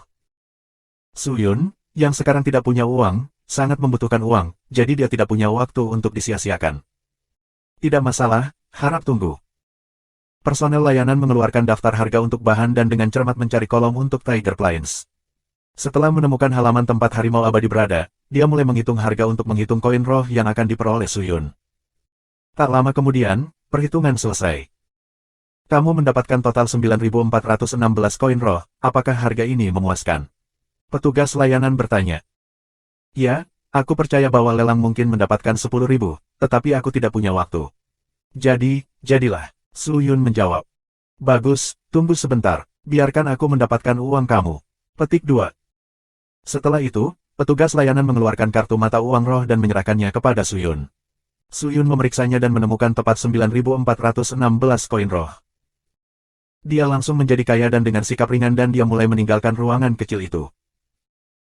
Tetapi ketika dia bersiap untuk pergi, paviliun besar yang terhubung dengan paviliun kecil tempat dia berada meletus dengan suara keras. Ini menarik perhatian Suyun. Ada katalog tugas di lelang, itu bisa dilihat di aula tengah di pavilion utama. Katalog itu sangat panjang. Ada banyak tugas roh di katalog. Banyak orang di rumah lelang Skysun tidak ada di sana untuk membeli barang. Mereka di sini hanya untuk memberikan tugas untuk mendapatkan materi. Ini sangat umum dan semua tugas tercantum dalam katalog ini. Suyun membuat sapuan acak dari tugas yang tersedia dengan matanya. Tiba-tiba, matanya berbinar ketika nama yang dikenalnya menarik perhatiannya. Buah bulan sabit. Ini adalah cara untuk meningkatkan kultivasi yang berhasil. Itu terletak di Crescent Valley, tetapi sangat jarang. Itu juga sangat berbahaya di lembah. Banyak ahli roh anehnya menghilang di dalam lembah setelah mereka masuk. Dilaporkan mereka semua mati dari mulut binatang roh yang kuat. Item ini adalah level yang sangat tinggi, bernilai hingga 60.000 koin roh. Itu hampir cukup untuk menjalani kehidupan biasa dengan nyaman. Meskipun hadiahnya tinggi, tidak ada yang berani mencapainya. Jumlah orang yang menyelesaikan tugas ini saat ini masih 0. Suyun ragu-ragu sejenak, pikirannya berpikir, tetapi kemudian dia pergi ke pintu. Personil melihat gerakan pemuda itu dan matanya melotot. Anak laki-laki, apakah kamu ingin mati? Harga tugas mungkin tinggi, tetapi sangat berbahaya. Uang itu tidak sebanding dengan hidupmu. Personil memperingatkan. Hai, kamu mungkin tidak tahu tentang Crescent Valley, bukan? Aku akan memberitahu kamu. Bulan lalu, beberapa orang yang dilengkapi dengan peralatan roh pergi ke lembah bulan sabit untuk berburu harta karun. Mereka adalah murid perantara roh. Mereka tidak pernah kembali. Aku kira sebagian besar dari mereka mati di dalam. Petik 2. Banyak orang di samping Suyun mencibir padanya. Tapi itu sia-sia, Suyun membayar deposit koin 50 roh, menerima misi dan meninggalkan gedung. Bab 10 Harta Karun yang Hilang, Subscribe Penatua. Kelahiran kembali masih terlalu mendadak, dan Suyun tidak terlalu ingat tentang misi ini. Namun, dia masih perlu menyesuaikan rencananya. Saat ini, dia masih perlu meningkatkan kekuatannya. Selanjutnya, area buah bulan sabit di lembah bulan sabit tidak mudah dijangkau. Dilaporkan, bahwa meskipun dapat sangat meningkatkan kultivasi, itu juga hampir tidak memiliki cacat. Bahkan murid pemula dapat dengan mudah mencernanya. Buah bulan sabit luar biasa, tetapi tidak tersedia. Ini karena lembah bulan sabit yang misterius sangat berbahaya. Banyak orang memasuki lembah bulan sabit hanya untuk tidak pernah kembali. Suyun tidak tahu apa yang terjadi pada mereka, tapi dia tidak asing dengan Crescent Valley. Dia bahkan tahu tempat sebenarnya di mana buah bulan sabit tumbuh. Selama aku merawat binatang penjaga di sana, aku akan dapat dengan mudah mendapatkan buahnya. Dengan buahnya, aku akan dapat meningkatkan tahap kultivasi aku atau bahkan melompat ke alam berikutnya. Ini akan sangat membantu. Suyun berkata, berpikir sejenak, lalu melanjutkan berjalan menuju sisi toko. Penjaga toko, beri aku 2 botol bubuk kulit gubis. Suyun berbicara langsung dengan penjaga toko. Penjaga toko menjawab, pelanggan yang terhormat, aku akan segera mendapatkannya untuk kamu. Penjaga toko berteriak keras dan pergi untuk menyiapkan barang. Bubuk kulit gubis berasal dari binatang tingkat tinggi, sebagian besar binatang lebih kuat dari harimau roh tahap 1 dan bahkan binatang roh tahap 2. Oleh karena itu, barang-barang ini sangat berharga di kota Danau Cermin, jadi hanya sedikit yang terjual. Sebagian besar, ini dijual kepada murid-murid sekte pedang abadi. Tentu saja, material binatang roh tingkat tinggi, yang setinggi langit, hanya bisa menghasilkan sedikit bubuk halus dari kulit mereka. Suyun harus membayar 2.000 koin roh. 1 botol bubuk roh masal, 3 kotak salep penyembuhan cepat, jimat siluman, sebotol bubuk kamuflase, dan cincin spasial tingkat rendah. Suyun meneriakkan barang-barang yang dia butuhkan satu persatu. Bendahara segera siap, dan dibayar. Suyun hanya memiliki 3.354 koin roh. Barang-barang ini dapat dengan mudah ditemukan di rumah lelang Skysun, tetapi toko kecil lebih hemat biaya untuk barang-barang tingkat rendah. Setelah memasukkan 3 item ke dalam cincin spasialnya, dia melompat ke atas pelana kuda hitamnya dan naik ke lembah bulan sabit. Mirror Lake Town cukup jauh dari Crescent Valley Lake. Perjalanan kuda arwah berlangsung sekitar setengah hari untuk mencapai tujuan. Tentu saja, harta paling penting dari lembah bulan sabit bukanlah buah bulan sabit, itu adalah harta agung, kristal surgawi. Kristal surgawi adalah sesuatu yang tidak diketahui banyak orang, tetapi desas-desus tentang harta itu sangat sengit. Meskipun tujuan utama Suyun adalah untuk menemukan beberapa buah bulan sabit, jika dia bisa menemukan jejak tangan langit dan mendapatkannya, maka petualangan ini akan membawa manfaat yang tak terhitung jumlahnya. Rumor tentang kristal surgawi sangat sedikit. Kelasnya tidak diketahui. Jika benda ini mendekati apa yang dikatakan, maka pencarian Su-Family yang telaten akan dibenarkan. Namun, mereka mencari selama beberapa hari dan tidak pernah menemukan apapun, bahkan para pembudidaya hampir mati. 1,5 hari kemudian, Suyun dengan lancar melakukan perjalanan ke mulut lembah. Di dalam lembah, ada tumbuh-tumbuhan yang rimbun dan suara burung dan binatang. Suyun turun, mengeluarkan bubuk kamuflase, menyebarkannya secara merata di pakaiannya dan dengan bangga masuk. Bubuk kamuflase mencegah aroma Suyun dari perjalanan melalui lembah, memungkinkan dia untuk menghindari banyak binatang roh. Tentu saja, efek bedak pada binatang tingkat tinggi tidak akan terlalu jelas. Suyun berjalan di sepanjang rute dekat air. Mengikuti jalur lembah bulan sabit, dia segera berhenti di jalur bercabang 5. Dia memilih yang paling kanan dan terus maju ke area terbuka. Area terbuka memiliki banyak vegetasi. Namun tepat di tengahnya, ada pohon raksasa, dengan tinggi hampir 20 meter, dengan cabang-cabang yang tumbuh subur, dan daun-daun merah menyala. Jika seseorang melihat dari kejauhan, jika ada angin bertiup, itu akan terlihat seperti api yang menyala. Di atas pohon, buah seukuran kepalan tangan tergantung. Itu adalah buah bulan sabit. Hanya ada satu buah di pohon itu. Setelah dipetik, pohon itu akan layu dalam beberapa hari dan diperlukan 100 tahun lagi untuk memanen buah lain. Namun, mengambil buah bulan sabit tidaklah mudah. Ini karena, binatang api giok biasanya ada di sekitar pohon buah bulan sabit. Binatang api giok juga ingin melahap buah matang, yang akan memungkinkannya untuk maju ke tingkat binatang yang lebih tinggi, Tuan Api Giok. Untuk mendapatkan buah bulan sabit, kamu mungkin harus memiliki kekuatan roh yang cocok dengan binatang api giok, tetapi biasanya tidak demikian, begitu banyak orang yang dimakan oleh binatang api giok. Mata Suyun terkunci pada buah bulan sabit. Dia segera mengambil bubuk kulit gubis dan melemparkannya ke udara. Setelah bubuk ke udara, itu dengan cepat menyebar oleh angin. Beberapa detik kemudian, mengaum. Raungan yang mengancam menembus kesunyian. Tanah mulai bergetar saat suara menginjak-injak berat menjauh dari daerah Suyun. Banyak binatang roh yang lebih lemah melarikan diri dari daerah itu. Bayangan binatang buas terlihat bergerak menjauh dari area tersebut. Seperti semua makhluk hidup, binatang api giok memiliki banyak musuh alami. Namun, binatang roh yang digunakan untuk membuat bubuk kulit binatang gu adalah salah satu pemangsa utama binatang api giok, salah satu makhluk yang ditakutinya. Binatang api giok pergi. Meskipun melarikan diri dengan cepat dari rasa takut, begitu bubuk kulit binatang gu menghilang, binatang api giok akan segera kembali. Waktu hampir habis, Suyun tidak ragu-ragu, dia dengan cepat memanjat pohon dan dengan hati-hati memetik buah bulan sabit. Aroma buah bulan sabit terlihat jelas, itu memancarkan aroma yang lezat, membuat Suyun menelan ludahnya untuk mengantisipasi. Meskipun demikian, dia melompat turun dari pohon dan dengan cepat pergi. Dalam waktu 1 jam setelah dipetik, buah bulan sabit akan memberikan manfaat paling banyak. Suyun dengan cepat menemukan tempat yang aman dan menggigitnya. Setelah dimakan, dada Suyun langsung memanas, seolah ada api yang berkobar di dadanya. Segera, dia duduk bersila dan mulai bermeditasi.